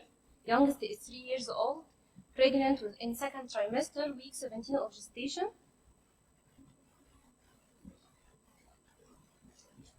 When she noted left breast lump, left nipple retraction 3 weeks ago, the patient sought medical advice of her gynecologist, who performed an examination and recommended breast ultrasound, which revealed left breast lesion inseparable from underlying muscles, suspicious axillary lymph nodes. The patient came to our center. Clinical examination was left breast retroaerial mass, skin edema, code orange, nipple retraction, and palpable axillary lymph nodes. Clinically was T4B, clinically N1. Breast ultrasound at Bahia revealed the left breast locally advanced malignant looking lesion, nipple and skin retraction, pathological 1 and 2 and intermediate level 3 axillary lymph nodes for confirmation by RAS 5. True cut biopsy was taken from left breast mass, invasive duct carcinoma grade 2, ER and PR strong positive, HER2 negative, KI 67, 20%. What do you think is the appropriate next step in this 37 years old pregnant female in second trimester, week 19 of gestation with left locally advanced breast cancer, stage 3, T4B N1 leiominal subtype? Termination of pregnancy or proceed for staging and active treatment, neoadjuvant chemotherapy being locally advanced breast cancer. Our MDT decision was to discuss with the patient and consult her gynecologist and obstetrician about the option to terminate this pregnancy for proper staging and proper treatment, especially it's not a precious pregnancy. The patient has 6 children, but the patient and her husband refused. So the MDT decision was to proceed for staging. Staging assessment, according to NCCN guidelines, April 2023, for breast cancer during pregnancy, for clinically node-negative T1 and T2 tumors, chest X-ray with shielding, liver function test, kidney function test, and CBC with differential are appropriate. In clinically node-negative or T3 tumors, in addition to the aforementioned, ultrasound of the liver and consideration of MRI without contrast of thoracic and lumbar spine may be done. Our MDT decision was for chest X-ray with shielding, pelvic abdominal ultrasound, full lax and echo. Chest X-ray, pelvic abdominal ultrasound were free, all labs were okay. Echo was normal study with ejection fraction 68%. The MDT decision was for this pregnant female in second trimester with non-metastatic locally advanced breast cancer is to receive neoadjuvant chemotherapy followed by left MRM. What do you think the appropriate chemotherapeutic agents can be administered for this patient? According to NCCN guidelines, April 2023, chemotherapy should not be given at any point during first trimester, as the first trimester has the greatest risk of fetal malformations and can be given safely in second and third trimester.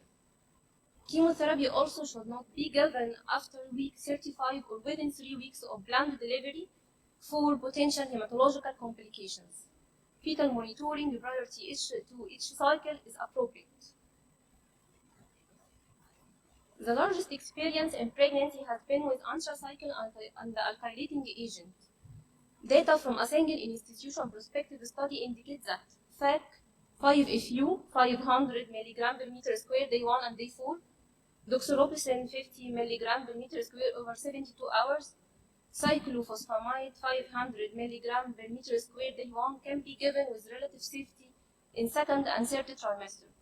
Limited data about the safety of taxanes during pregnancy, and if indicated, the panel recommend weekly administration of paclitaxel after first trimester. Supportive treatment as lorazepam, ondansetron, dexamethasone can be used safely as a part of pre-chemotherapy antiemetic regimen. Administration of GCSF seems to be safe based on a retrospective review in a limited number of patients according to ASCO guidelines. The patient started neoadjuvant chemotherapy, received the AC doxorubicin 60 mg per meter squared day 1, cyclophosphamide 600 mg per meter squared day 1 every 21-day cycle, with follow-up with her gynecologist for fetal assessment before each cycle. The patient ended 4 cycles of AC with good tolerance and clinical improvement. She was in week 31 of gestation. The patient was then referred to MDT, and the decision was to consult her gynecologist and obstetrician about the expected date of delivery, who informed us the delivery will be after 3 to 4 weeks. Here was the question: what's the appropriate next step? Proceed for taxanes, give another more cycle of AC, or hold the chemotherapy till delivery and resume in the postpartum period?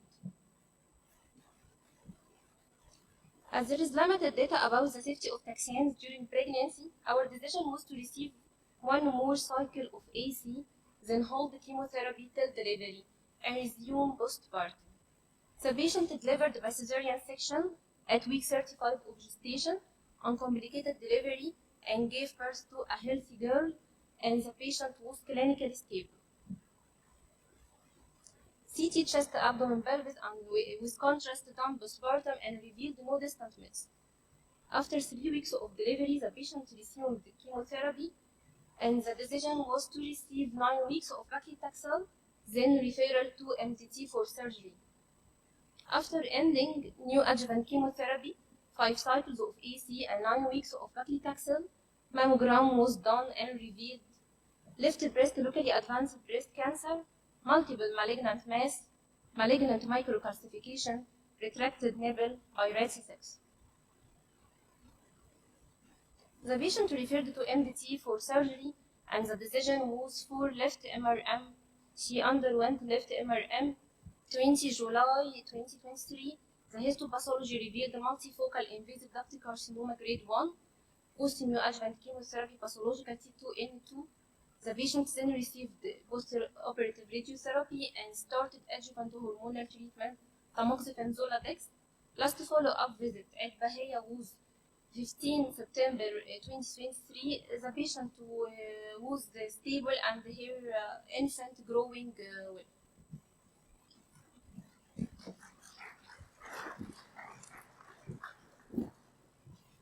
Thank you, Dr. Nurhan, for your case. I think it makes it clear after the presentation of Dr. Muhammad Ali about pregnancy in breast cancer, and this case was summarizing the data. Our next speaker is Dr. Ahmed Bostawisi, a consultant in Bahia and professor at NCI Cairo University. Thank you, Professor Amira, for your kind introduction. So my talk is titled Updates in Ovarian and Breast Cancer.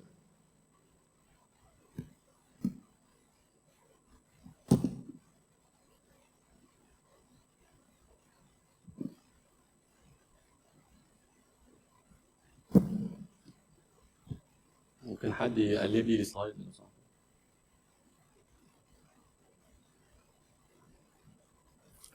Okay, this is the outline of my presentation. I will start with a small introduction, and then I will go through the role of olaparib as a standard of care maintenance treatment in advanced ovarian cancer, and then I will go through the updates of OLA as a new option in the adjuvant setting of early breast cancer, and finally conclusions.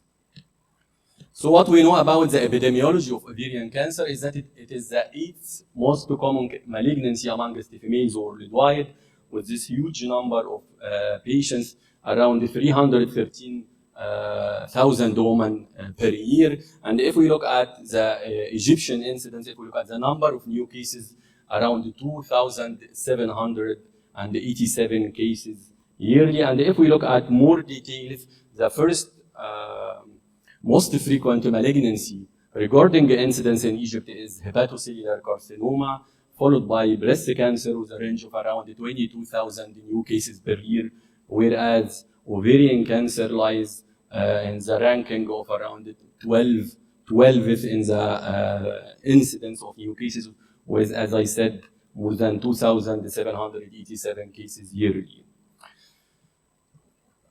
So what we know about the risk factors associated with ovarian cancer, definitely if we have a first degree relative with ovarian cancer, we will have more incidence, again, more exposure to estrogen in the form of early or menstrual cycles or late menopause or fewer pregnancy because of decreased progesterone, which is the main hormone of pregnancy. All of these factors will lead to higher incidence of ovarian cancer. Again, mutation in DNA damage repeats, namely HRD, BRCA1 and the 2 genes, will offer a high risk of ovarian cancer.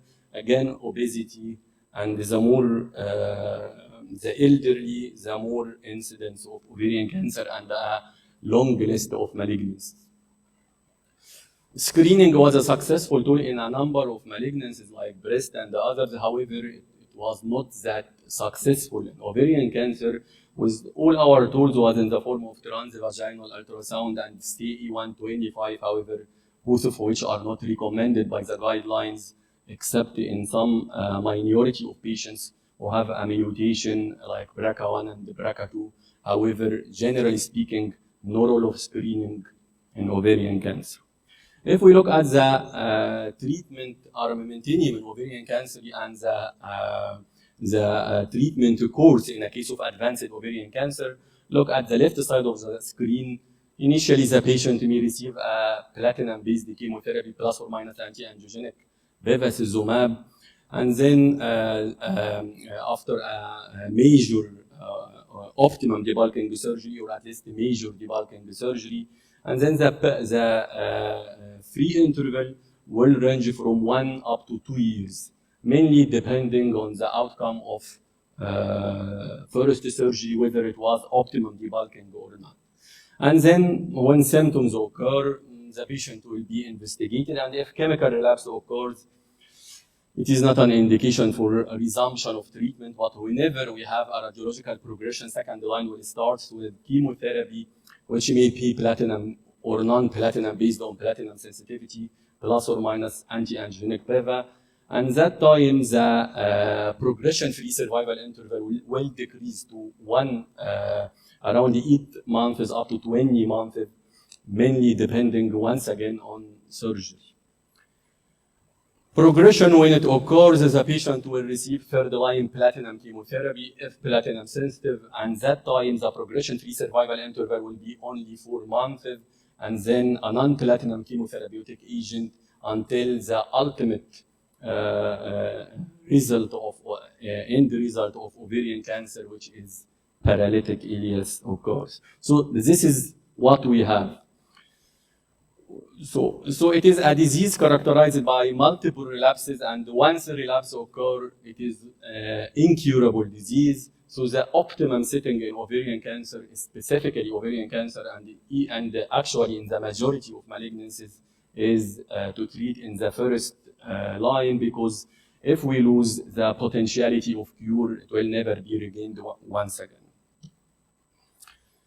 So theoretically, if we have a measurable residual disease after optimal surgery, we will assess minimal residual disease, and the standard now is to go for either maintenance or observation. If observation is there, so a higher possibility of regrowth of minimal residual disease will occur with morphological relapse. But if maintenance therapy is received, a minimal detectable threshold will be translated hopefully into cure. And these are the majority of maintenance clinical trials in ovarian cancer. Started in the year 2013 with the use of paclitaxel in GOG 0178, and then a long list of maintenance regimens, including bevacizumab and PARP inhibitors. I will go through the two major clinical trials, but before that, let's understand the mechanism of action. We have different types of insult in the repair pathway. For example, we have DNA single-strand break, which can be repaired by base excision repair, bulky adducts, which will be repaired by, for example, ERCC1 and ERCC4. Base mismatch repair will be repaired by MSH2 and MLH1. And the most important damage is the DNA double-strand breaks, which is repaired by either non-homologous end joining, or the most important one is the homologous recombination repair, namely BRCA1 and BRCA2, PALB2, CHEK1 and 2, and the RAD5. So forget about the middle of the screen and look at the left side. DNA single-strand break is repaired by PARP and the others, and the double-strand breaks are repaired by BRCA1 and 2 and others. Whenever we receive PARP inhibitor in the form of olaparib, PARP will be trapped on the single-strand breaks, and this will prevent repairing, during which the replication process will be impaired, leading to increase in the double-strand breaks. So we now, the single strand is transformed into double-strand breaks, and we have the normal cells and the HRR deficient cancer cells, who are the pathway responsible for repair of double-strand breaks, the HRR. So if deficient, the cell will be prone to the action of this damage and will be affected. Whereas the normal cells still has intact HRR pathway, and that is why it can escape this damage process. So as if the cell is the ghoul, and we have two goalkeepers, BRCA and PARP. If PARP is out by PARP inhibitors and the patient is having a BRCA mutation, BRCA will be out and the goal will be achieved. So clinical wise, we have first line carboplatin, the standard of care, plus or minus bevacizumab with a PFS add-on of around only 4 months. However, the PFS following first line therapy has changed later in the last 20 years, and it is dependent on the FIGO staging, amount of residual disease, and the BRCA status. BRCA status in ovarian cancer, by the way, is having a better prognosis, because if we look at the left side of the screen, these are patients who have either BRCA2 or 1 mutations, and the PFS survival curves are in favor of mutant patients as compared to non-mutant patients. But when they received bevacizumab added to chemotherapy, actually there was no benefit in mutant patients. So the question now, whether the addition of PARP inhibitor will improve on the maintenance regimens. So this is the landmark SOLO-1 trial, which is included patients with newly diagnosed FIGO stage 3 and 4 high-grade serous or endometrioid, ovarian, primary peritoneal or fallopian tube cancer, BRCA mutant, ECOG performance status of 0 to 1 after cytoreductive surgery, and the patients are in complete or partial response after the standard, and the patients were randomized in a 1-to-1 fashion to receive olaparib versus the placebo. Olaparib was received for 2 years or until progression, with a primary endpoint of PFS and secondary endpoint of PFS2 and time to subsequent therapy and safety. And actually the first analysis in the year 2018 was positive, where the PFS was not reached in olaparib, and it was capped at 13.8 for the placebo. And look at the hazard ratio, it is 0.3, very significant. With long-term follow-up, the PFS benefit was maintained for maintenance olaparib, and if we look at the final, it was 56 for ola versus 13.8 in the placebo. So 4-fold increase with a significant hazard ratio of around 0.33, denoting around 67% decrease in the incidence of progression or death. And definitely you do not confront this low hazard ratio in targeted therapy clinical trials. Again, if we look at the overall survival, the median was not reached for ola, and it was 75.2 with a significant hazard ratio. regarding the adverse events, there was no new safety signal, and the concern about secondary malignancies, especially MDS and acute myeloid leukemia, look at the incidence in the OLA arm versus the placebo arm, very trivial. Again, the most frequent adverse event in the SULU one were nausea, fatigue, vomiting, anemia, which are classes specific for PARP inhibitors, and the grade 3 were mainly for anemia, around 21.5% out of 38.8%. So now we know that OLA is working in maintenance HRD or BRCA positive. What if the patient is not harboring BRCA mutation? Can we add PARP inhibitor? And if we look at the PAOLA-1 ENGOT trial, which tested the maintenance OLA plus the standard PEVA after platinum-based chemotherapy, so the patients will receive surgery in the first line, either upfront or interval, platinum taxane-based chemotherapy, 3 or more cycles of PEVA, and the PEVA is given, by the way, for 15 cycles as the standard. Patients non-progressive will be randomized in a 2-to-1 fashion to OLA plus bevacizumab, OLA in 300 milligram by daily for 2 years, plus bevacizumab for 15 cycles versus bevacizumab alone, and the primary endpoint was PFS, secondary endpoint was PFS by independent review, and secondary endpoint was time for first relapse PFS and the time for second subsequent therapy. Secondary endpoint was time for first and second subsequent therapies, overall survival, high and the quality of life and safety tolerability. And the stratification was according to the presence or absence of BRCA mutation. And look at the primary endpoint, it was once again met with a median PFS of around 22.1 versus 60.6, with a significant hazard ratio of around 0.59, denoting 41% decrease in the incidence of progression with the new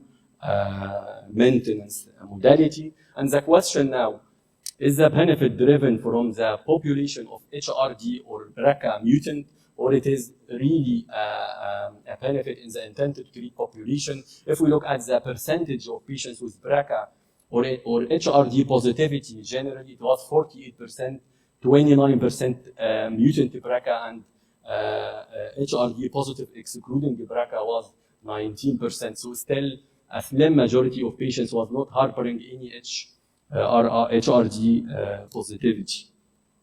So when we look at HRD, when we have a car accident, this is the effect. The cause may be the driver, the car, whatsoever. So if we look at the cause, it is the BRCA testing or HRR gene panel testing, but the effect is the genomic instability, namely loss of heterozygosity, telometric allelic imbalance, and the others. And if we look at the updated PFS in patients who are having BRCA mutation, again, wide separation of the curves with a median PFS of 37.2 versus 21.7, with an unprecedented hazard ratio, once again, of around 0.31. And if we look at the subgroups according to HRD positivity, including BRCA, more separation, less separation, but still positive in HRD positive, excluding BRCA. But in HRD negative, the curves are overlapping. Again, if we look at updated PFS in HRD positive, the median was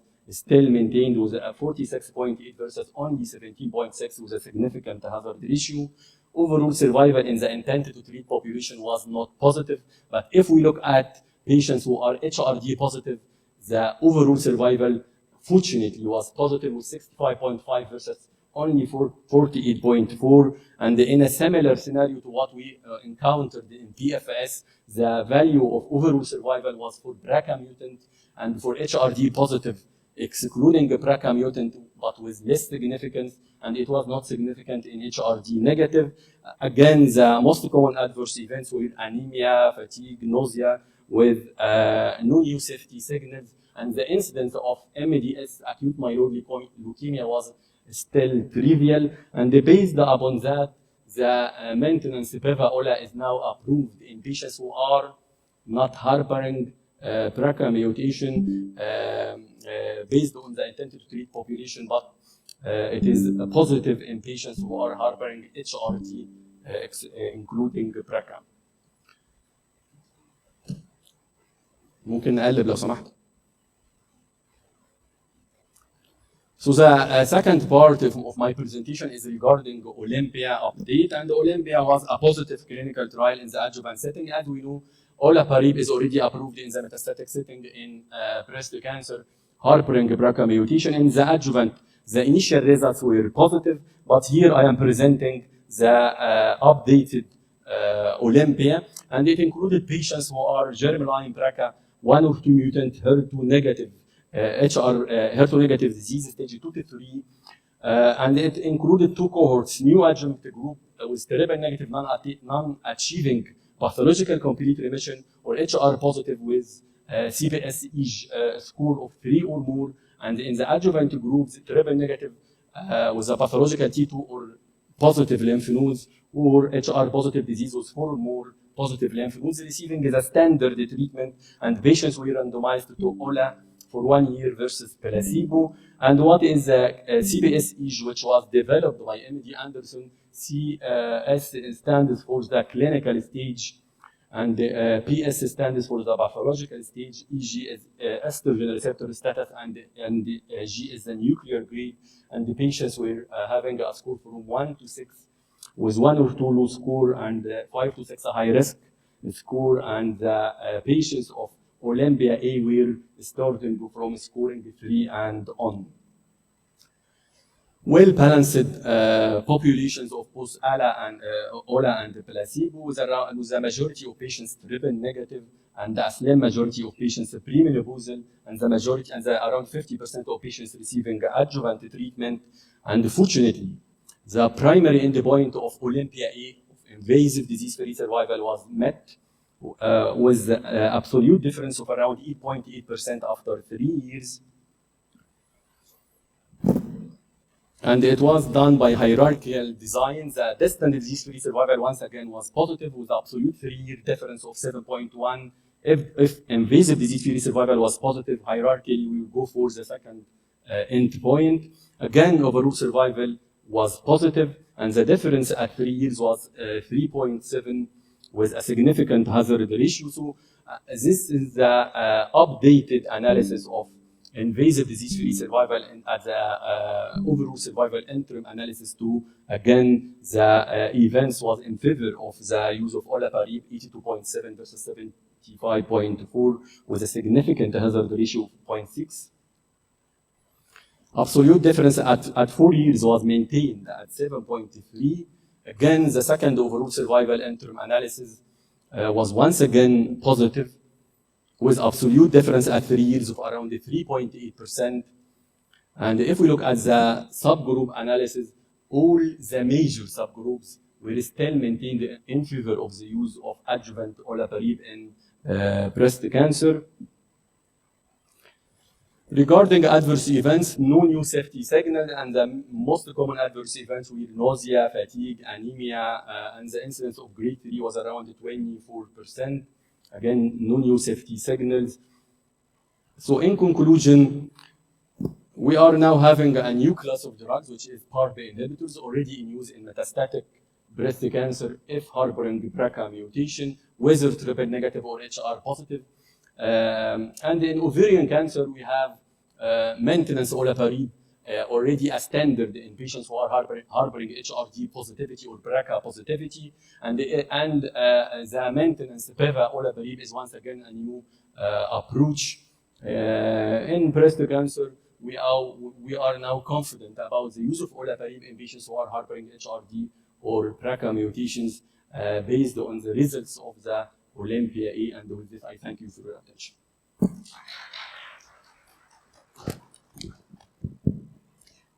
شكرا دكتور أحمد for your excellent presentation as usual. The next speaker, my dear colleague Dr. Ayman Abd Samia, Professor of Medical Oncology and Hematology, NCI. He's talk about management of HER2 positive patient with brain metastasis. Thank you, Professor Hanan, for this kind introduction, and I thank Dr. Amani for her invitation. My topic today is about management in HER2 positive breast cancer with brain mets, new interesting landscape. breast cancer is the most common type of cancer in United States and in Egypt, and it is also the second most common cause of brain mets, with different reports indicating variable from 10% to 30%. Brain met also depend on the tumor subtype, and HER2-enriched disease characterized by brain met which ranging from 25 to 50%. The incidence of brain met in breast cancer patients before HER2 subtype identification was reported to be around 10 to 16% in symptomatic patients, but 30% in autopsy report.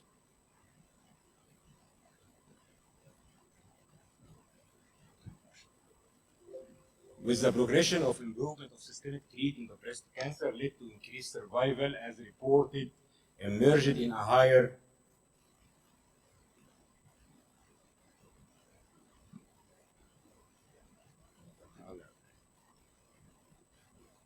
progressive improvement of systemic treatment, use of anti-HER2 treatment increased the life expectancy of the patient of HER2 positive breast cancer.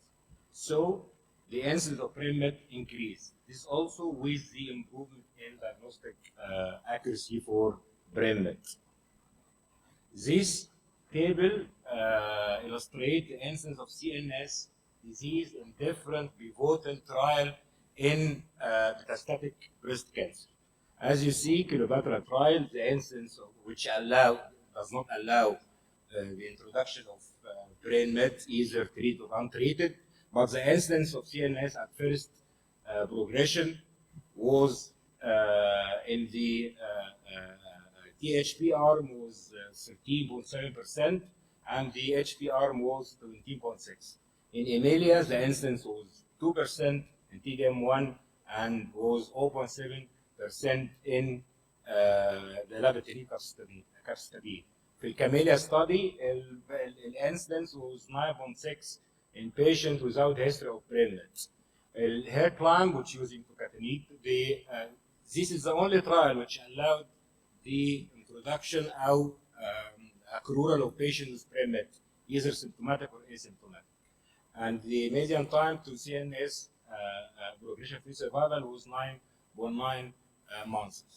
Landscape trial, laboratory capecitabine, the median time to progression was 5.5 months. This was phase 2 trial. In another trial, the median progression-free survival was 12.4 in the neratinib arm, 8.3 in labatinib arm. In conclusion, the pivotal trials that evaluated the adjuvant use of trastuzumab as regard, like the HERA trial and the international group trials, regarding the possibility of protective effect of trastuzumab, and analysis of CNS relapse as the first event or at any time in the HERA trial data, which had median follow-up of 4 years, confirmed that the frequency of CNS relapses as the first recurrence event was similar into the two groups, the trastuzumab group and the non-trastuzumab group. But nevertheless, a subgroup analysis of more than 400 patients with available data regarding the site of progression after initial recurrence showed an increased incidence of CNS relapse in patients did not receive trastuzumab. To conclude, overall, the magnitude of benefit derived from anti-HER2 systemic therapy in controlling systemic disease with improvement in overall survival cannot be understated. Moreover, receipt of anti-HER2 therapy has also been associated with improved outcome following the diagnosis of brain met. In addition, retrospective analysis have consistently shown hormone receptor positive in comparison to those with triple-negative breast cancer likely, and the improvement of the brain met in HER2 positive disease is better than the triple-negative breast cancer.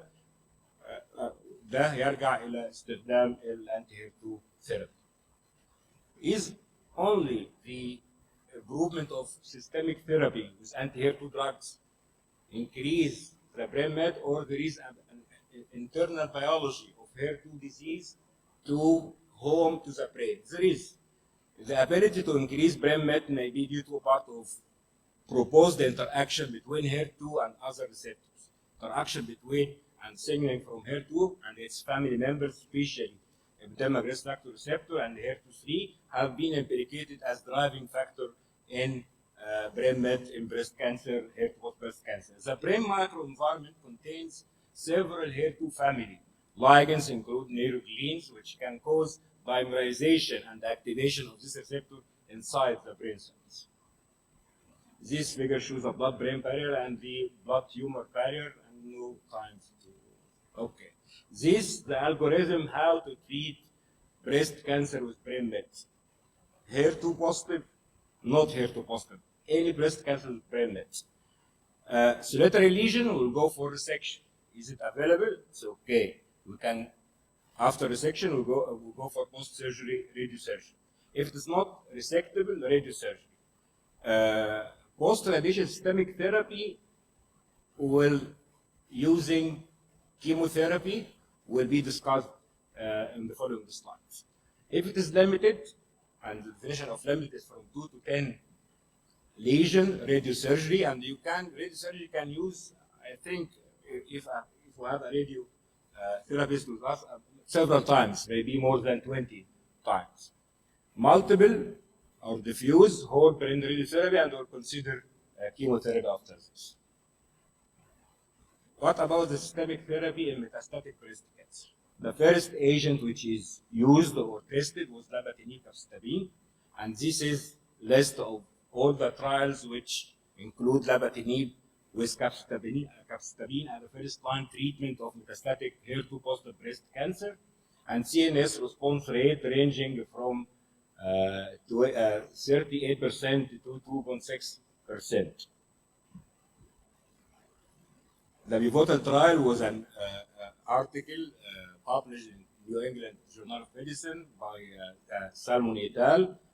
Under the title of use of chemotherapy plus monoclonal antibody against HER2 metastatic breast cancer that overexpress HER2, and this was the survival curve, and this met its primary endpoints as regard to overall survival and disease-free survival. Another landmark trial was Rebel trial, which randomized patients between either capecitabine plus trastuzumab or capecitabine plus lapatinib, and it was positive for capecitabine plus lapatinib. The other systemic therapy, which is small tyrosine kinase inhibitor molecules, neratinib, which is an pan-HER2 TKI that target and inhibit HER2, HER1, and HER4 in irreversible way, based on a phase 2 trial, which is a TPCRC 022 trial. Neratinib received an orphan drug designation for HER2 metastatic breast cancer by the FDA on 2019. In this trial, the combination of neratinib plus capecitabine was evaluated in 2 cohorts, depending on the previous use of lapatinib. Volumetric brain measure met response was the primary objective of this trial. In the lapatinib naive cohort, 49 patients had partial responses, and 19% patients have stable disease for more than 6 cycles, with median progression-free survival 5.5 months and overall survival 13.3 months. This is the TPCRC trial design, and this is the curve, and we show the trial met its primary endpoint, progression-free survival and overall survival. The second trial which using neratinib was the famous NALA trial, which is used in metastatic HER2 positive breast cancer as a third line in the treatment after failure of the trastuzumab and TDM1. Patients was randomized between 2 arms, neratinib capecitabine or lapatinib capecitabine, which was the standard first line treatment in metastatic HER2 positive breast cancer. And the trial met its primary endpoint as regards progression-free survival and overall survival. What is important in this trial, notable observation, a need to intervention for CNS metastasis was reported in 20 2% of the neratinib arm versus 29% of the lapatinib arm. These results mainly reflect a reduction in the use of radiation therapy for CNS progression. Although lapatinib was beneficial in treating the CNS, the improvement seen with neratinib was statistically significant. What other tyrosine kinase inhibitor? The tocatinib, which is the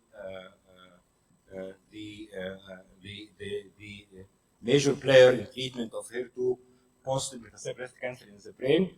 This regimen, tocatinib, trastuzumab, capecitabine, was tested in the famous HERCLIMB 3 trial, Destiny 03 breast.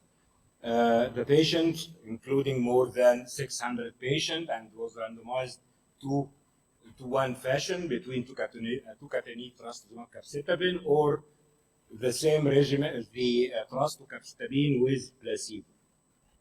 The trial met its primary endpoint, but we are concentrating on the brain lesion because this trial allows the introduction of the eligibility for patients with brain met, either asymptomatic or symptomatic. The exploratory analysis of intracranial outcome was also reported recently. About 291 patients with brain met were enrolled in HERCLIMB trial.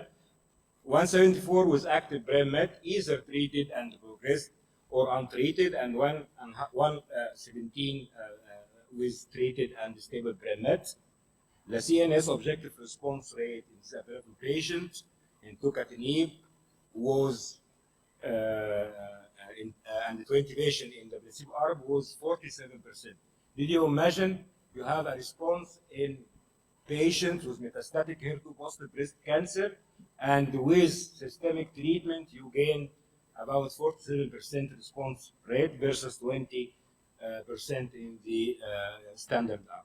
With a median not only the response rate, with median duration of response 6.8 months versus 3 months. And the median CNS progression-free survival was also improved by tocatinib with 9.9 months versus 4.2 months.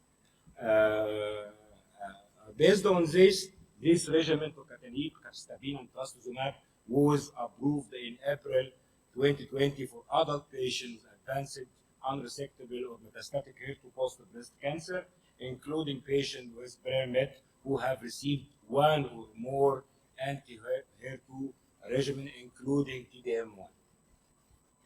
This was the intracranial efficacy survival, which was present in the previous slides.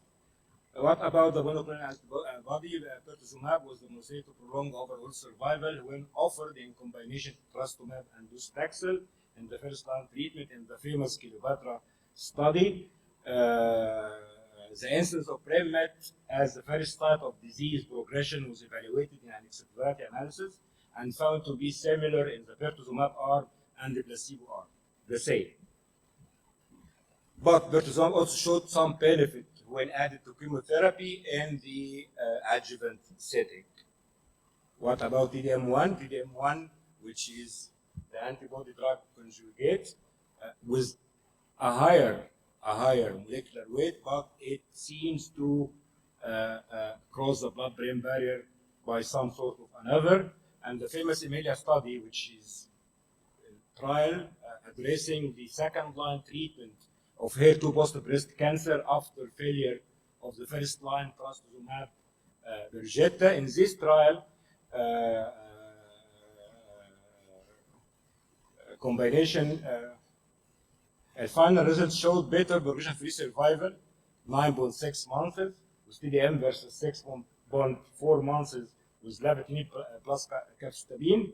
What is important here is retrospective analysis of CNS outcome as a part of Emilia trial. The rate of CNS progression was similar between two arms, with CN met as the first site of relapse in 2% TDM arm and 0.7 in lapatinib plus capecitabine treated patient.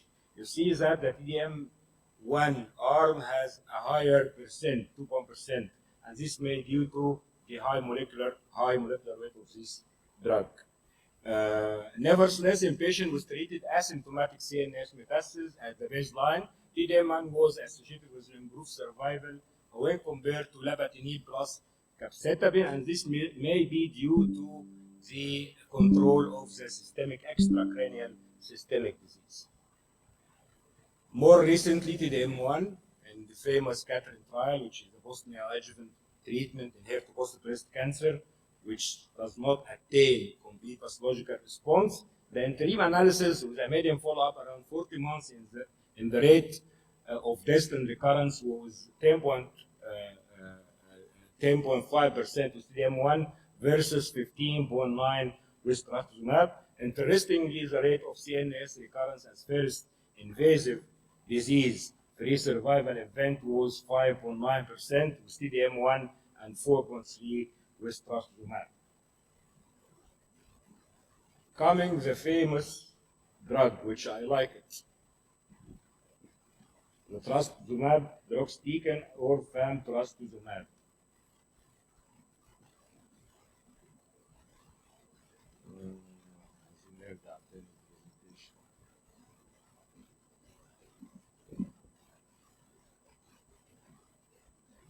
Sorry.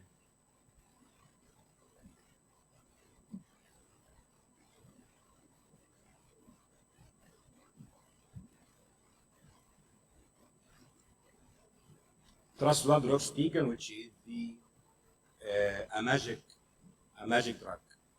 It's a type of antibody-drug conjugate, but the cytotoxic drug differs than the TDM1. It contains some sort of drug like irinotecan, and the ratio of the monoclonal antibody to the toxic drug is 1:8, and it works, as we heard from the previous date, by two mechanisms, either by the antibody which bind to the anti-HER2 and by bystander effect. The toxic ingredient will diffuse inside the breast cancer and destroy the cell. In Dynasty trial, a patient was heavily pre-treated patient with breast cancer with more than 6 lines of treatment. Prior therapy received trastuzumab deruxtecan. This was a phase 1 trial. The median duration of follow-up was 11.1 months. The median response duration to trastuzumab deruxtecan was 14.8 months, and the median progression-free survival was 16.4 months. And until now, the confidence interval was 12.7, do not reach it. Trastuzumab deruxtecan remarkably increased the progression-free survival for the 24 patients who enrolled with treated and symptomatic brain met, which was 18.1 months. Adverse event, very important, this drug is a magic drug. But this drug may be safe, but may be very dangerous, because the most serious side effects of this drug is interstitial lung disease, which is fatal. And you should be put an eye on your patient if you treat with trastuzumab deruxtecan. Any symptoms of lung symptoms you should consider seriously. The drug was also associated with interstitial lung disease in 13.6, which is a considerable number of patients. Grade 1 or 2, 10%, grade 3 or 4, 0.5%, and grade 5 was 2.2. A toxicity which should be monitored and managed aggressively. Lastly, is these a guidelines? There is a guideline, many guidelines. The most famous is the ASCO guidelines, which was updated in 2018. In summary of this guideline, in summary, cases with favorable prognosis and single or limited 2 to 4 brain mets should receive some combination of surgery and radiotherapy depending on the size of resectability. When presenting with diffuse brain met, patients should receive whole radiotherapy.